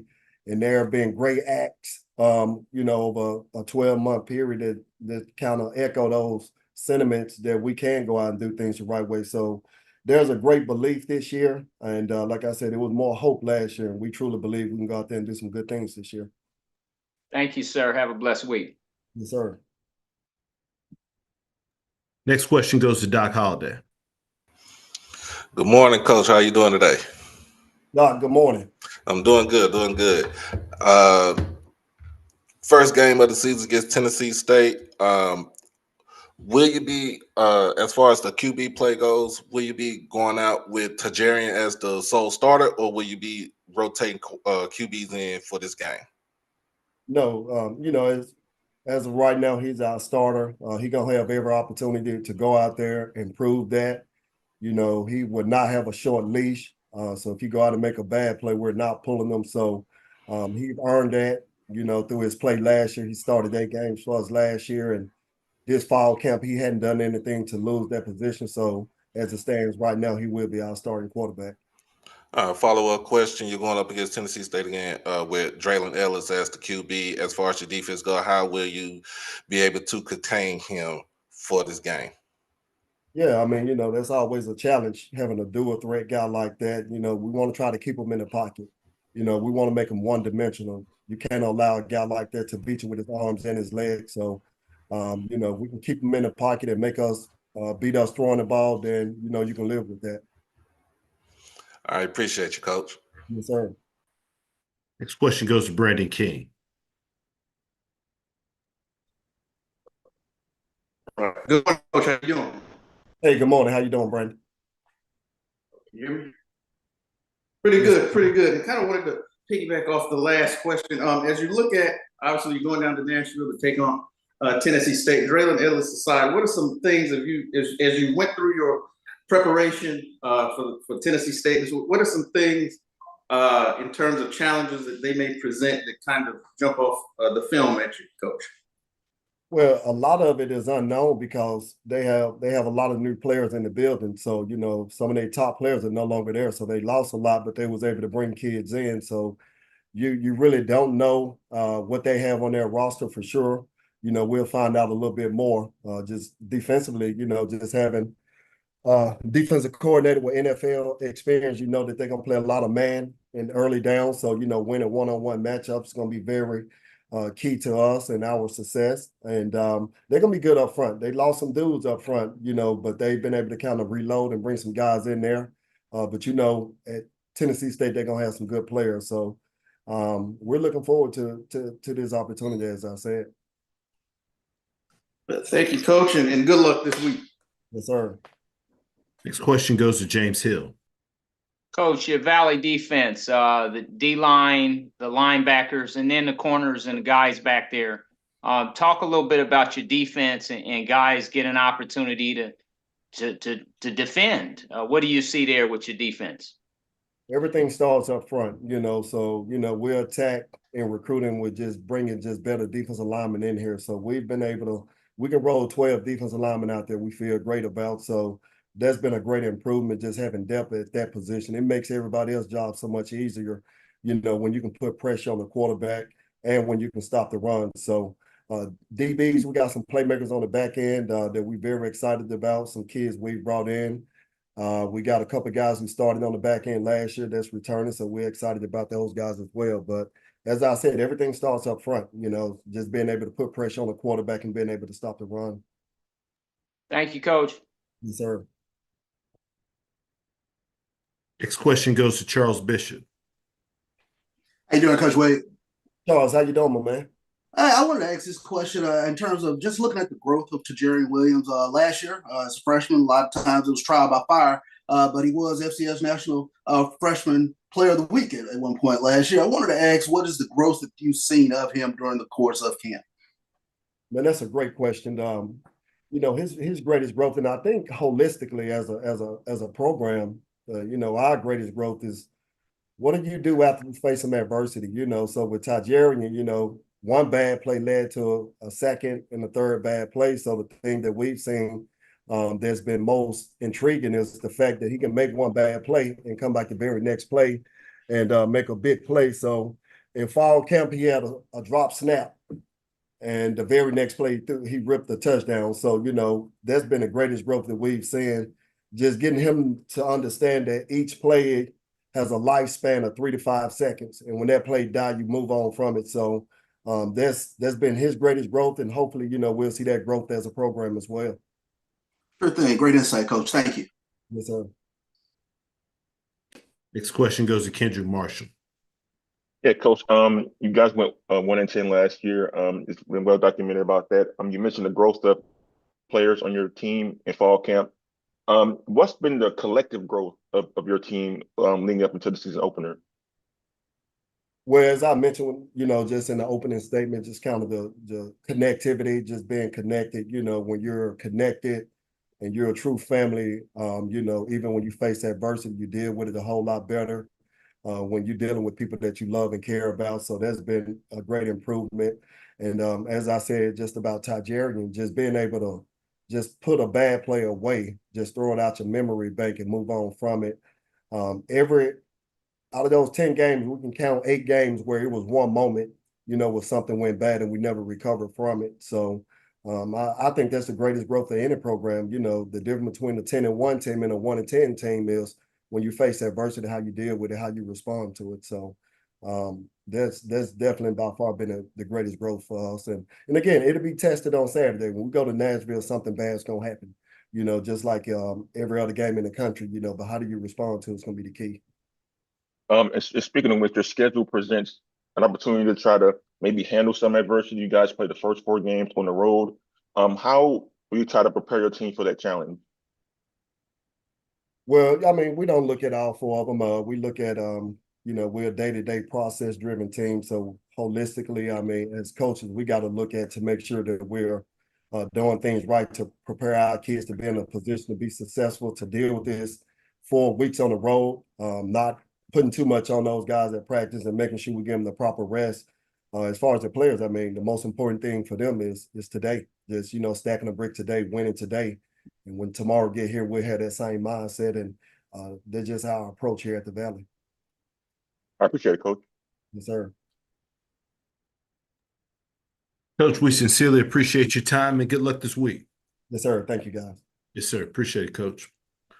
We've got a few minutes before Coach Graves with Southern's availability will start, so we will pause here momentarily. We are scheduled to have Coach Graves' slot of availability at 11:35 a.m. Once again, for those that just recently joined us, Coach Bubba McDowell with Prairie View A&M and Coach Chris Dishman with Texas Southern, their availability has been moved to 12:05 and 12:15 after Coach T.C. Taylor with Jackson State. Coach Dishman and Coach McDowell are currently participating in a press conference for the Labor Day Classic football game this upcoming weekend. Once again, we will be back here momentarily. Appreciate your patience.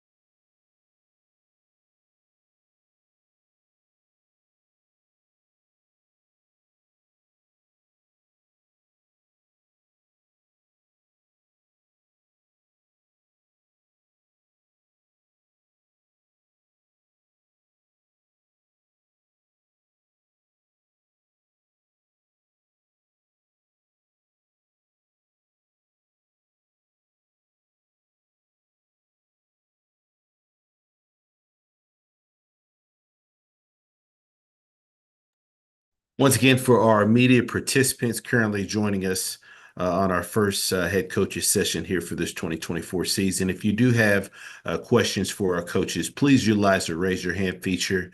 To get your question in the queue for our coaches, please limit your questions to one initial question, potentially a follow-up question. If we've got additional time in our coaches' availability, we will work our way back around to get additional questions answered.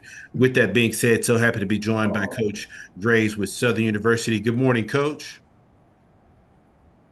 Good morning. Coach, thank you so much for taking some time out of your schedule to join us. Coach, if you could please start us out with an opening statement, just kind of assessing your team as you come out of camp. Well, we had a really good camp. I feel like the players really adjusted well. Thought that they did a great job of getting acclimated to the things that we were doing, and it was a carryover from spring football season. So, to see the carryover and then have the additions of the new guys come in and get acclimated to what we were doing, I thought we did a great job. from everybody, from the coaches, support staff, to the players. Everybody was locked in. Everybody was grooved in, and I thought we did a really good job of attacking the camp. Appreciate those opening comments, Coach. First question goes to Jim Klein-Peter. You're on mute, Jim. All right. I think I'd know how to do this by now. Coach, I know you're a veteran of 31 season openers in the past as an assistant coach, but are you going to take a moment to reflect before y'all play McNeese State on your journey and how you got to where you are now? Morning, Jim. No, there's no time to take time to reflect on that now. We, I live in the precious present, so our focus is on McNeese, and I'll sit back after the season and reflect on how from whence I come. But right now, we're focusing in on August 31st at McNeese. I meant like maybe before the game. Do you think you might take a moment to be in the moment and reflect on how you got there? No, I think I do that every day. That's something that I do every day, and I'm grateful. It's a blessing to be in the position that I'm in. God's timing is always right. So right now, again, I live in the precious present. I enjoy, waking up every morning being the head football coach at Southern University, and it's something that I don't sit around and have to meditate or think about. It comes natural. Thank you. Next question goes to Charles Bishop. How you doing, Coach Graves? Good morning, Charles. How are you? I'm doing well. I wanted to ask this question, and I know in football parlance, you guys are going to do what you're going to do, attempt to execute your game plan. But I wanted to ask, how difficult is it to prepare for this McNeese State team, a team that's had a staggering amount of roster turnover, including one of the bigger FCS gets and Clifton McDowell coming over from Montana State? Well, the thing that helps us is we had a chance to watch them play last week against Tarleton. So it gives us an idea of what to expect from McNeese. Of course, you basically you watch film and you break film down based on tendencies and game plan and things of that nature. Sure, they've had turnover just like we've had some turnover. So it's you go out there and you go out there with the game plan based on what you've seen on film, and then you have to make in-game adjustments. I believe that's the big thing when you're playing a season opener or any game for that matter. You have to make in-game adjustments, and so that's what we'll do. Good thing. Appreciate that, Coach. Next question goes to James Hill. Coach, I hope you and everybody is well on campus. Talk a little bit about your quarterback room. What do you see there with your skill position players, in this case, your quarterback room? Well, our quarterback room, I'm really pleased with our quarterback room. We have, of course, Noah Bottom will be our starter. We named them last Thursday. And then we have Xavier T-Set and Jalen Woods and Angelo Izzard, who's a transfer from Tuskegee. He's right here from Baton Rouge, across the street from Southern Lab. Noah's he's been around. He's been with me. He was with me when I was at Grambling, and so he also came here, and he's been around. He played last year in the Bayou Classic. He does have game experience in this conference as a player. So we went through the fall camp, and he competed and he came out on top. So that room is a room of many talents. There's some young men that all of them have different skill sets and some things that they do better in their own way. So we're excited to have a room of guys that want to start, want to play, want to lead, and can lead. So that's always good when you have that kind of room. Thank you, Coach. Have a blessed week. Thank you. You do the same. Next question goes to Kendrick Marshall. Yeah, Coach. You mentioned Noah Barnes is going to be the starter, and you mentioned also that he was with you when you were at Grambling as an assistant. How have you noticed his progression from then up until now as a quarterback? He's matured. He's grown in every aspect. He's learned the position, and he's learning the position. Coach Willie Totten does a tremendous job with him. Having a quarterback coach of that magnitude can only help, especially when you're receptive and you want to receive the knowledge and the wisdom to get better. So to see him from then to now, it's been a plus, and it's hats off to him because he wants to get better. He wants to get better every day. He's not complacent and satisfied with who he is and what he's done. So it's always good when you have student athletes who want to do those things. I appreciate it, Coach. Next question goes to James Hill. Coach, the transfer portal. A lot of gentlemen have moved around the country to various opportunities and teams. When you think about the transfer portal and what it has done for Southern and what you guys are building, take us into that part of it. Well, as I stated before, we don't use the transfer portal like a lot of schools. We tend to use it for a need to fix a need. We're still always recruiting. We always start with high school and the junior colleges. That's the base. That's the base. That's the foundation of our program, and then we'll plug and play the transfer guys where we see we need a fit right now. So that's how we utilize. I mean, that's the transfer portal is what it is. It's today's game. It's here. It's not going anywhere anytime soon. So you got to be strategic. Everybody has their own philosophies and own ways of how they handle it. I just believe that the way that we're doing it best fits us here at Southern University. That gives us a chance to be successful. Thank you, Coach. Any final questions for Coach Graves with Southern University? Coach, we sincerely appreciate your time and good luck this week. All right, thank you. And I want to say congratulations to Coach Cozy and Florida A&M on their win last week, and wish all the coaches well this week as we kick off this season. Appreciate it, Coach. All right. All right, so we've got a few minutes of time before we will go to Jackson State and Coach T.C. Taylor. His availability is slotted for 11:55. Once again, for those of you just joining us, Coach Bubba McDowell and Coach Chris Dishman, their availability has been moved to 12:05 and 12:15. They're currently participating in the Labor Day conference, press conference there at Prairie View. So we'll be back here momentarily. Appreciate your patience.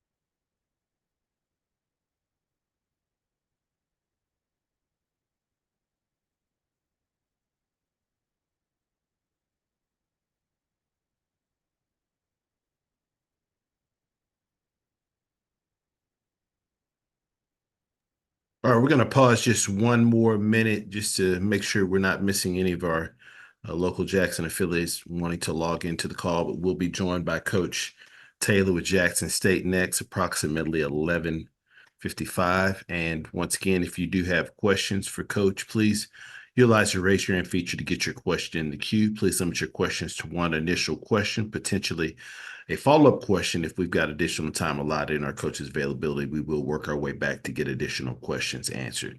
With that being said, we're going to pause here just for another few seconds. We'll be back joined by Coach Taylor here momentarily. Thank you for your patience.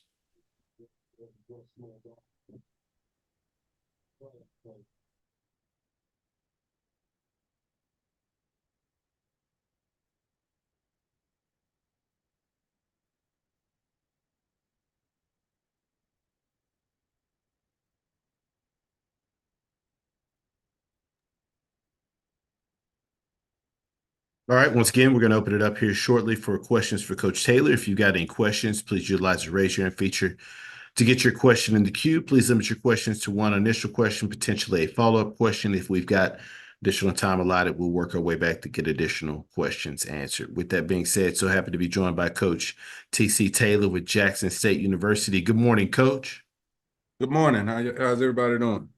Doing great, Coach, and thank you for taking some time out of your schedule to join us. Coach, if you could please start us out with an opening statement, just kind of assessing where you see your team coming out of camp. Great camp. I thought it was a highly competitive camp. You know, the team and our coaching staff done a great job, you know, providing that energy and coming out executing every day. You know, just like any other training camp, it was a grind. You know, the heat was excruciating, but, you know, we came out pretty health-wise, pretty clear and cut on that. You know, didn't have any major injuries like, you know, on the football team. But, you know, we're ready to go. Looking forward to Thursday night against Monroe. You know, like I said, as far as the grind at camp, our team has really been doing a good job of getting after each other. So now it's time for us to line up as a football team and go out here and execute on a Thursday night against ULM. Appreciate those opening comments, Coach. First question goes to Charles Bishop.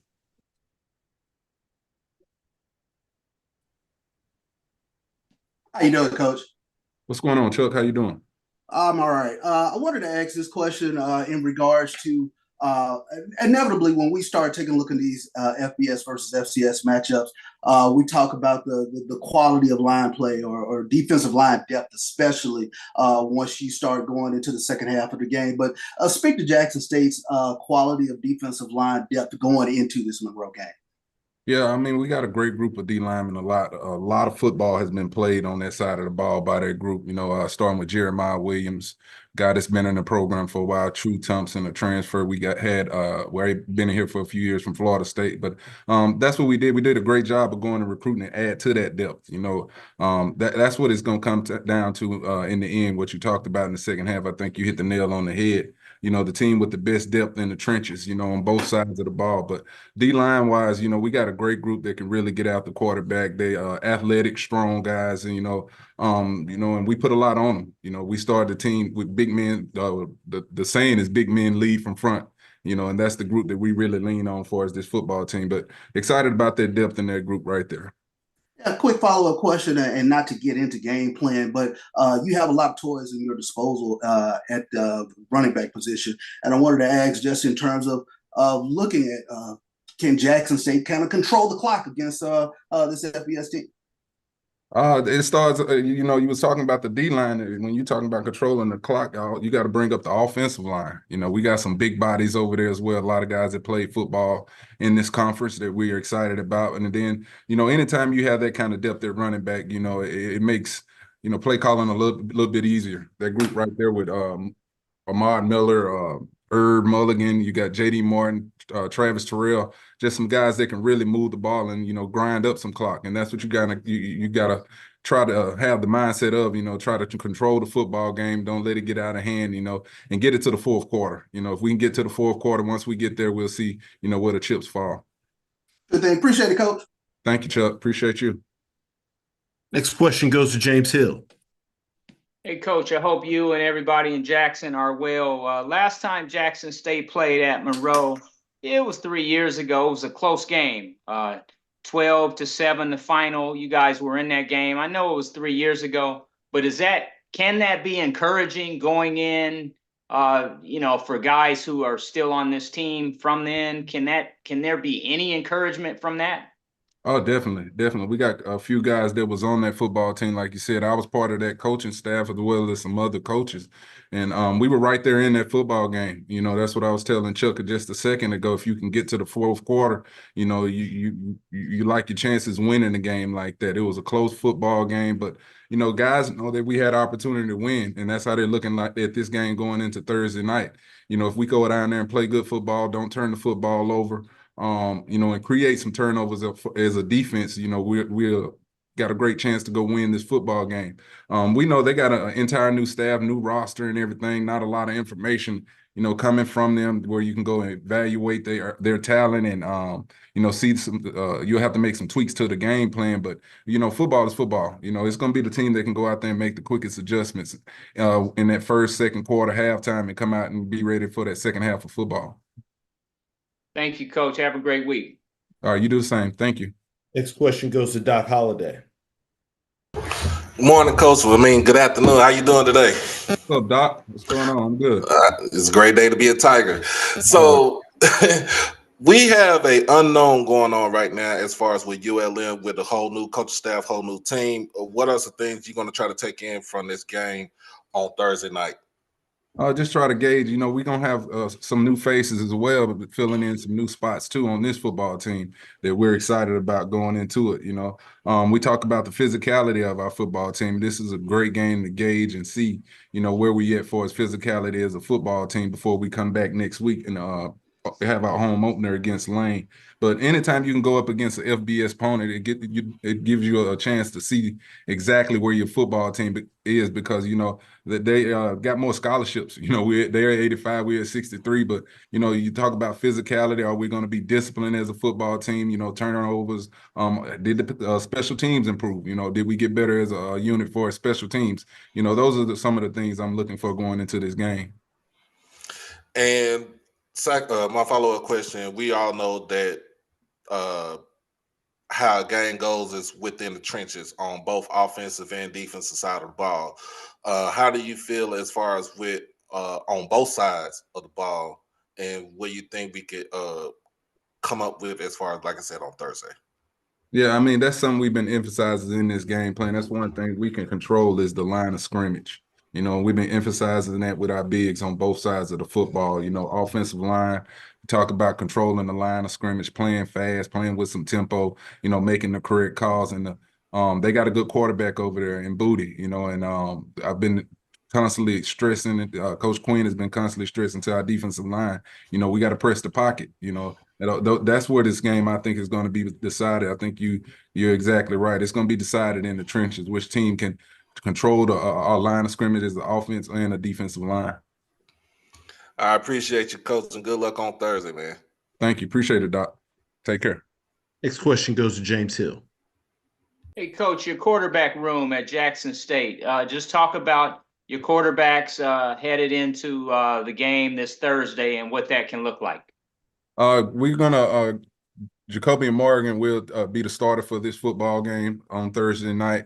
But we got, I've been saying it all year, we got two other guys, some other guys here that can really play. Cam McCoy, the transfer from Eastern Michigan, has been, lights out in camp. Zy McDonald has been doing a great job. The transfer we was in, got in last year, that played in some meaningful games for us last year. But it'll be Jacoby on Thursday night, when we take the field against Monroe. But all three have had, phenomenal camps. They've done a great job, over the summer, developing great relationship with the receivers, the running backs, for us throwing the football around, making good decisions. That's what I'm always stressing to them, protecting the football. But all three have had a great camp.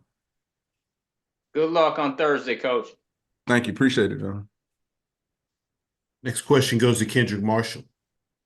Yeah, Coach, you mentioned earlier that you really wanted to enhance depth on your ball club. What position groups do you think you're most comfortable with heading into the season opener? Pretty much, just watching them all from camp, all phases look good to me right now, to be honest with you. But because, we just have great depth at each position. The D-line, we talked about that earlier. We got close to about 18, 19 offensive linemen in here. running backs, receivers are deep. And that's something I stress to my staff in recruiting that I want to have each position depth wise, talented and ready to go. But no group has really just jumped out because you have depth at every position. We got several punters in here, several kickers that can really kick the ball. So it's a great problem to have.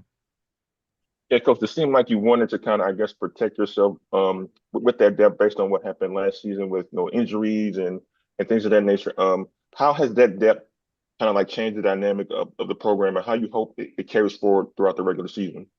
It just makes me relax as a head coach. You never see a lot of stuff coming like that, what I had to deal with for as last year. No excuses being made, but, to have to go in a football game with no kicker and no punter, that's something that I had to improve on. And, like I said, that's why we built this roster differently, with depth and not just depth, from those ones, twos, and threes, just trying to get the most talented guys in there, but just being ready for all those moments. Those are some things that I learned as a first-year head coach, and I'm prepared for going into this season.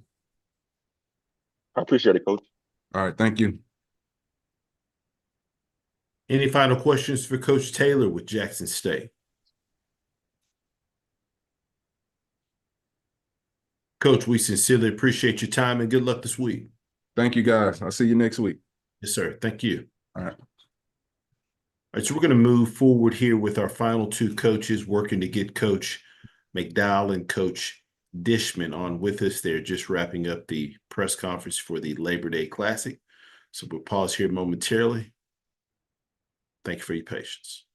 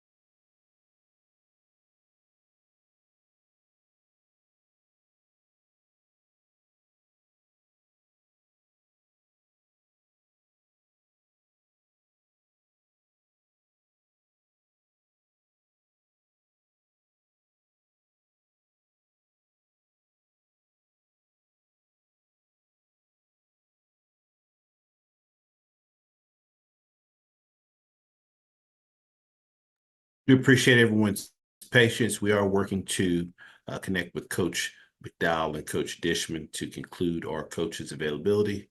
We'll be back as soon as we're able to make contact with them. Thank you for your patience.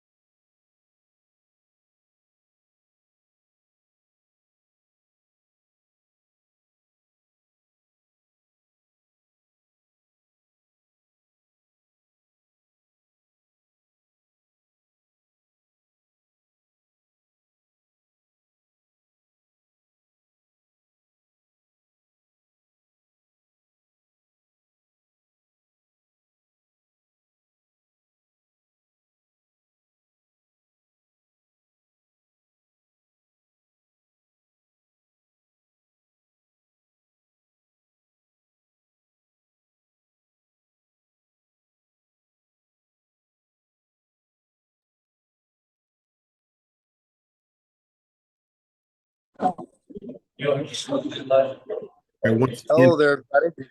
How you once- doing? Appreciate you joining us, Coach. All right. Once again, for our media that are here in attendance, if you do have a question for Coach, we ask you please utilize the raise your hand feature. We're going to start with Coach Dishman at Texas Southern. Coach, if you could please start us out just with an opening statement, just assessing your team heading out of camp and going into your upcoming game versus Prairie View. Well, the team did a good job of in the camp, you know, and I'm really proud of what we accomplished there at camp. So now it's time to put what we accomplished in camp in practice to the game.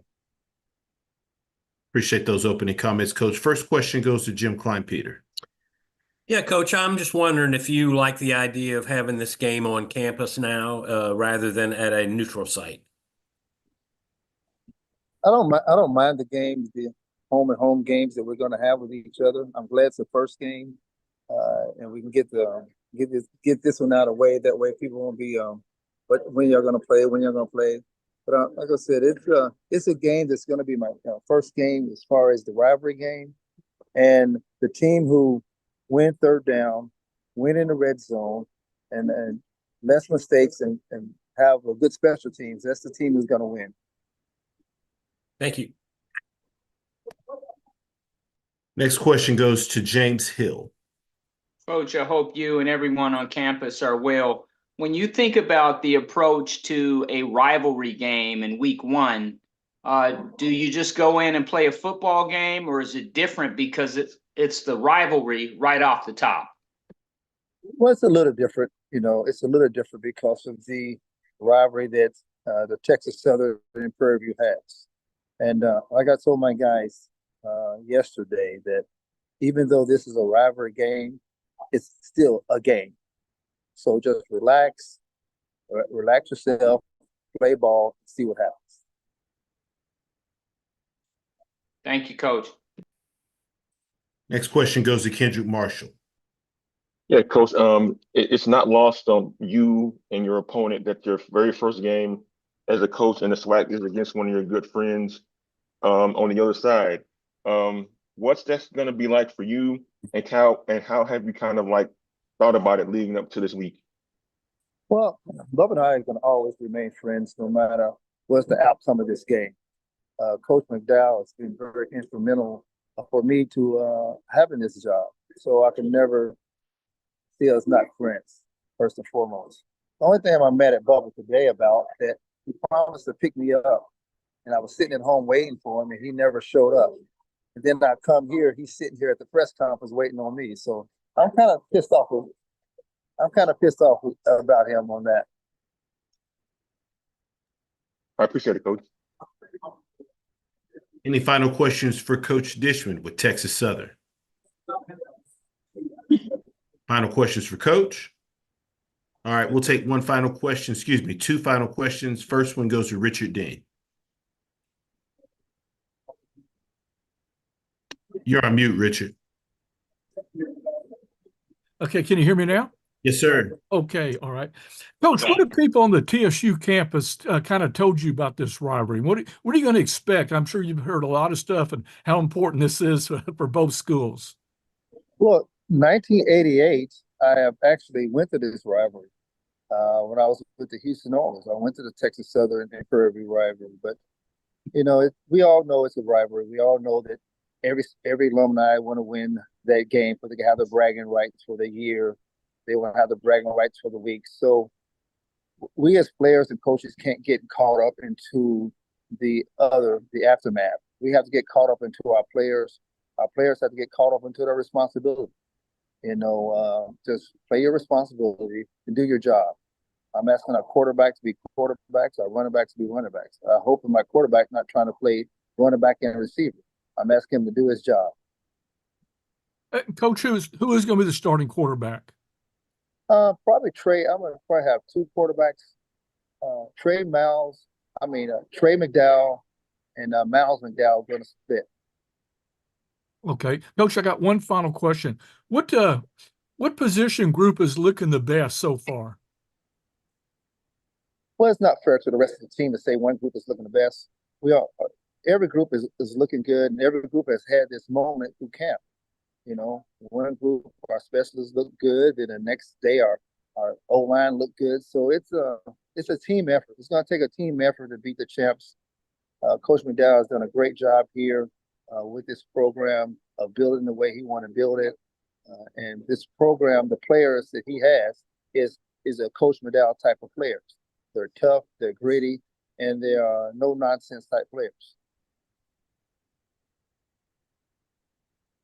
Last question goes to Kendrick Marshall. Yeah, Coach, there's a lot of curiosity surrounding you and how the program's going to look first game out.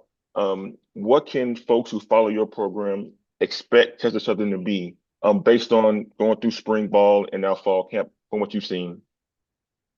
Well, I expect to be some grinders. I'm a grinder. My team's a grinder. And, we know it's going to be a tough game. We know how to play all 4 quarters, first and foremost. If they think they're going to come in here and blow this team out, it's not going to happen. We're going to have to play all 4 quarters. And it may come down to a field goal like it did last year. And hopefully on the winning edge of that field goal instead of on the losing edge of it. Coach, we sincerely appreciate your time jumping on the call. We know you have the press conference there at Prairie View, but we thank you for your time and good luck this weekend. All right, thank you. Yes, sir. Thank you. All right, we now go to Coach McDowell with Prairie View A&M. Coach, good morning, sir. Good morning, everybody. Coach, thank you for taking some time out of your schedule to join us. Coach, if you could start us out with an opening statement, just kind of assessing where your team is at coming out of camp going into your game versus Texas Southern. Yeah, again, I'm really happy where we are right now as a team. Making that transition from spring to training camp and to where we are today.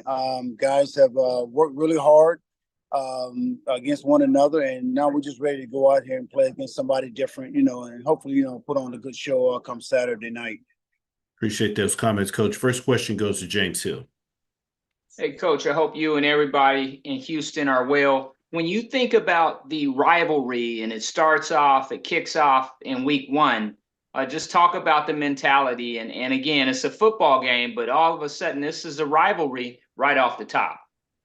Right, and the guys know that, and I make sure that they know that because, again, it's a game that, we have to win. I mean, against a good team, and one thing I've always told these guys, no matter what happened last year, the year before that, whether we got 9 wins or 1,500 wins, that's game 1. We got to go out and win this game. If we plan on winning this game, we got to play, 4 quarters of football, and that's in all units, special team, offense, and defense as well. So, and again, if we play as well as we've been practicing in camp thus far, I think we will be okay. But now we just got to go out, minimize mistakes, execute the plays that are called, and again, get in the end zone. How we need to do it, be it kicking, be it running, be it throwing the ball. I think all those ties into 4 quarters of football, and whoever plays 4 quarters of football, I think is going to win the game. Coach, that Prairie View fan base is special. You're expecting a packed house, but just talk about the supporters, and they'll be there representing. Yeah, it's awesome, man. I mean, everybody's been talking about this game, because you got 2 former NFL guys, 2 brothers, again, different mothers, of course, but we love each other. And again, this game is not about push Dixon or Bubba McDowell. It's about Texas Southern Prairie View, what we can put out there on the product we need to put out there on the field come Saturday night.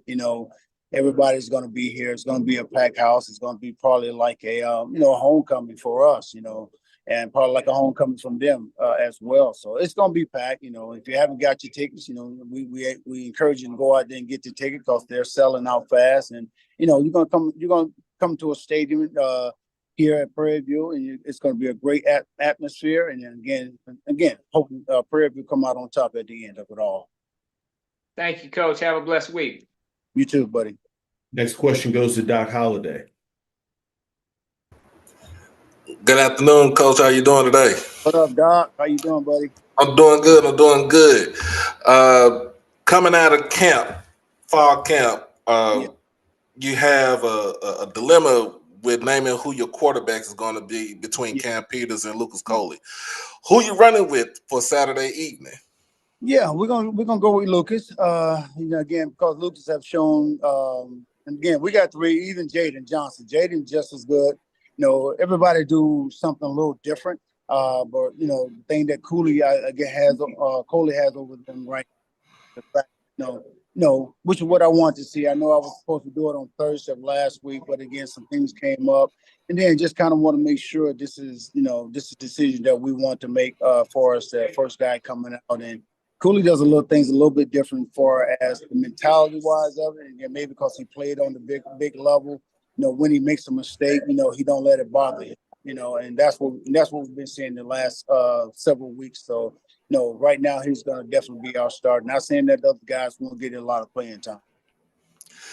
And follow-up question: since this is a rivalry game, you're going into this game looking for 10 in a row. What do you think? What are you going to tell your team to keep them level-headed and try to play a complete game? Again, if they just go out and execute what they're supposed to do, like they've been doing pretty much, the whole camp. And again, I as I tell them, it's not 9 or 10 in a row. It's one game.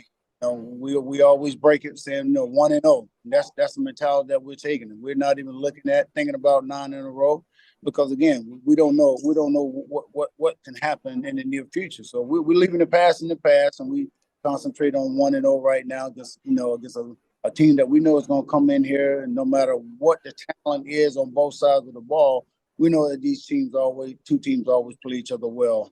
As you guys know, we had to win it, in a dramatic fashion last year. All right. Try to make it down there this weekend. Thank you, Coach. Yes, sir. Next question goes to Richard Dean.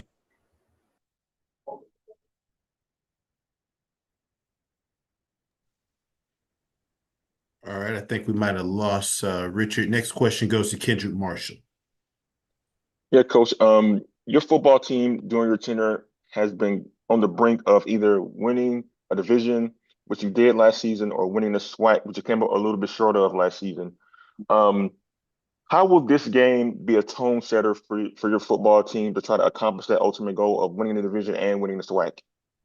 I think it'll be a big tone factor. Setter, should I say? Again, I want these dudes to come out and play like we've been playing, football for a long time. Well, they've been playing football for a long time. Don't come out like you're rookie and don't know what to do, not executing your assignments and all that. So I want them to come out and play football the way they're capable of playing. They've been showing a lot of improvement, good improvement throughout the whole training camp. So, and again, if we come out again and just do what we're supposed to do, offensively and defensively, special team wise, we should be okay. We want to start fast, and we want to finish fast, because again, we want to get up on the guys, quickly, and then just kind of see what happens from there. But again, we can't do that if we don't execute. And Coach, I know you mentioned that this game isn't about you and Chris, but it's kind of ironic that his first game is against you. What are your thoughts on that? And kind of like, did he talk to you before the season started about like how to go in this whole coaching thing and kind of like what to expect? Yeah, I know Chris. Chris is a competitor, man. He's always been a competitor. When he first got the job, we talked quite a bit about the expectation. Things are different here in the SWAC, and I just told him, you just got to go out and put your flavor into these guys, and it may be rough the first year, may not be. It just depends on how you go out and talk to these guys and get them to perform. And kind of let the chips fall where they may. So again, like I said, it's been fun to have him in SWAC right now, because we talk every other week. Just to stay catch up with each other and stay in contact with each other. Again, if he got any questions for me, how things are ran here in the SWAC, I'm always willing to share with my brother for sure, because again, I know he's going to have these guys going pretty soon, get them going pretty soon, like come in, put his stamp on it, and then let these young men, run free, and play some football. And what was your kind of like words of advice to him about SWAC and kind of like what to expect in the conference? I'm sorry, say it again. Oh, I said, what was your kind of words of advice to him about the SWAC and what to expect in the conference? Well, that's just between him and I. Again, I don't want to get into conversation about what he and I. But yeah, I just told him just come in here. Just expect the unexpected. Because again, here in the SWAC, things happen quick. Things happen that you think it's not going to happen, and you think you got a good team, and then you go play a team that's not better than you. Then all of a sudden, you come out on the losing end. So he got to expect all those things in the SWAC. Because the SWAC is crazy, man. One minute you're up, then next minute you're down. I appreciate it, Coach. Yes, sir. Last question goes to Lionel Mosby. How you doing, Coach McDowell? What's up, sir? How you doing? Doing well. I know you've been talking this, whole fall camp and summer about that defensive line, how you beefed it up. Talk a little bit about both the linebacker core and also that secondary. Who are some guys that you're really expecting to come in and really show up big for you this fall season? Again, we're expecting the whole D line to do their job. We went out, coaches went out, we did what we supposed to do. They did what I asked them to do. Get bigger, get stronger, get faster. We've done that. It's the first time since I've been here we've been this deep. Where we can rotate guys in on that D line. Linebacker, we've always been pretty good there. We got Schenkel, Warren Schenkel, Jay Harris leading that crew. They're the two vets back there right now, but we got some really, really good young dudes that, that's going to be here a minute, again, I say a minute if they don't hit that portal, because they're that good. So, secondary, again, that was one of our biggest things we wanted to, improve on last year. Freddie Bird, came in, didn't have a great season last year, but he came in during spring, and that spring transition into the fall camp, and he's been doing really, really well. And the thing I love about what Freddie's doing this year is he's taken on that leadership role, which I can see for sure that a lot of these guys are getting a lot better because they're playing together, they're talking much better together in that secondary. And just a follow-up question. I know you just named Lucas as the starter for the first game against Texas Southern. Talk a little bit about the offensive line, because you also had 4 seniors this past year. Also had Allen transfer out to Toledo. So talk about that offensive line, right? Because you're going to have a full new starting offensive line as well. What are you looking for those guys on August 31st? I'm looking for these guys to come out and play like they've been playing the whole training camp, man. Because again, they were, as well as that secondary, part of one of the groups that hadn't had a lot of playing time together. They're young, a lot of skepticism about what they're gonna do and how they're gonna do it. But I believe from what we've been seeing, Coach Green has really got these young men ready to go. Not like you said, not a whole lot of experience on that line, but again, guys learning their assignment is going to be key. Guys executing their assignment is going to be key. And, we got dudes in that backfield, that can make a tiny hole to a big hole real quick. So we just need them to, execute their assignment, getting somebody away, lay on somebody, and let them run backs do what they do. Thank you so much, Coach Bowen. Good luck this weekend. Thank you, sir. Coach, we sincerely appreciate your time, and good luck this upcoming weekend. Thank you, gentlemen. Yes, sir. Thank you. This concludes our first SWAC football head coaches media session. Once again, a reminder, next week's session will take place on Tuesday in observance of the Labor Day holiday on Monday. So next week's session for our coaches will take place on Tuesday, September 3rd, starting at 10 a.m. Central. We thank you for each of our media members' participation in our first call for the season. Look forward to speaking with you again next week. Thank you.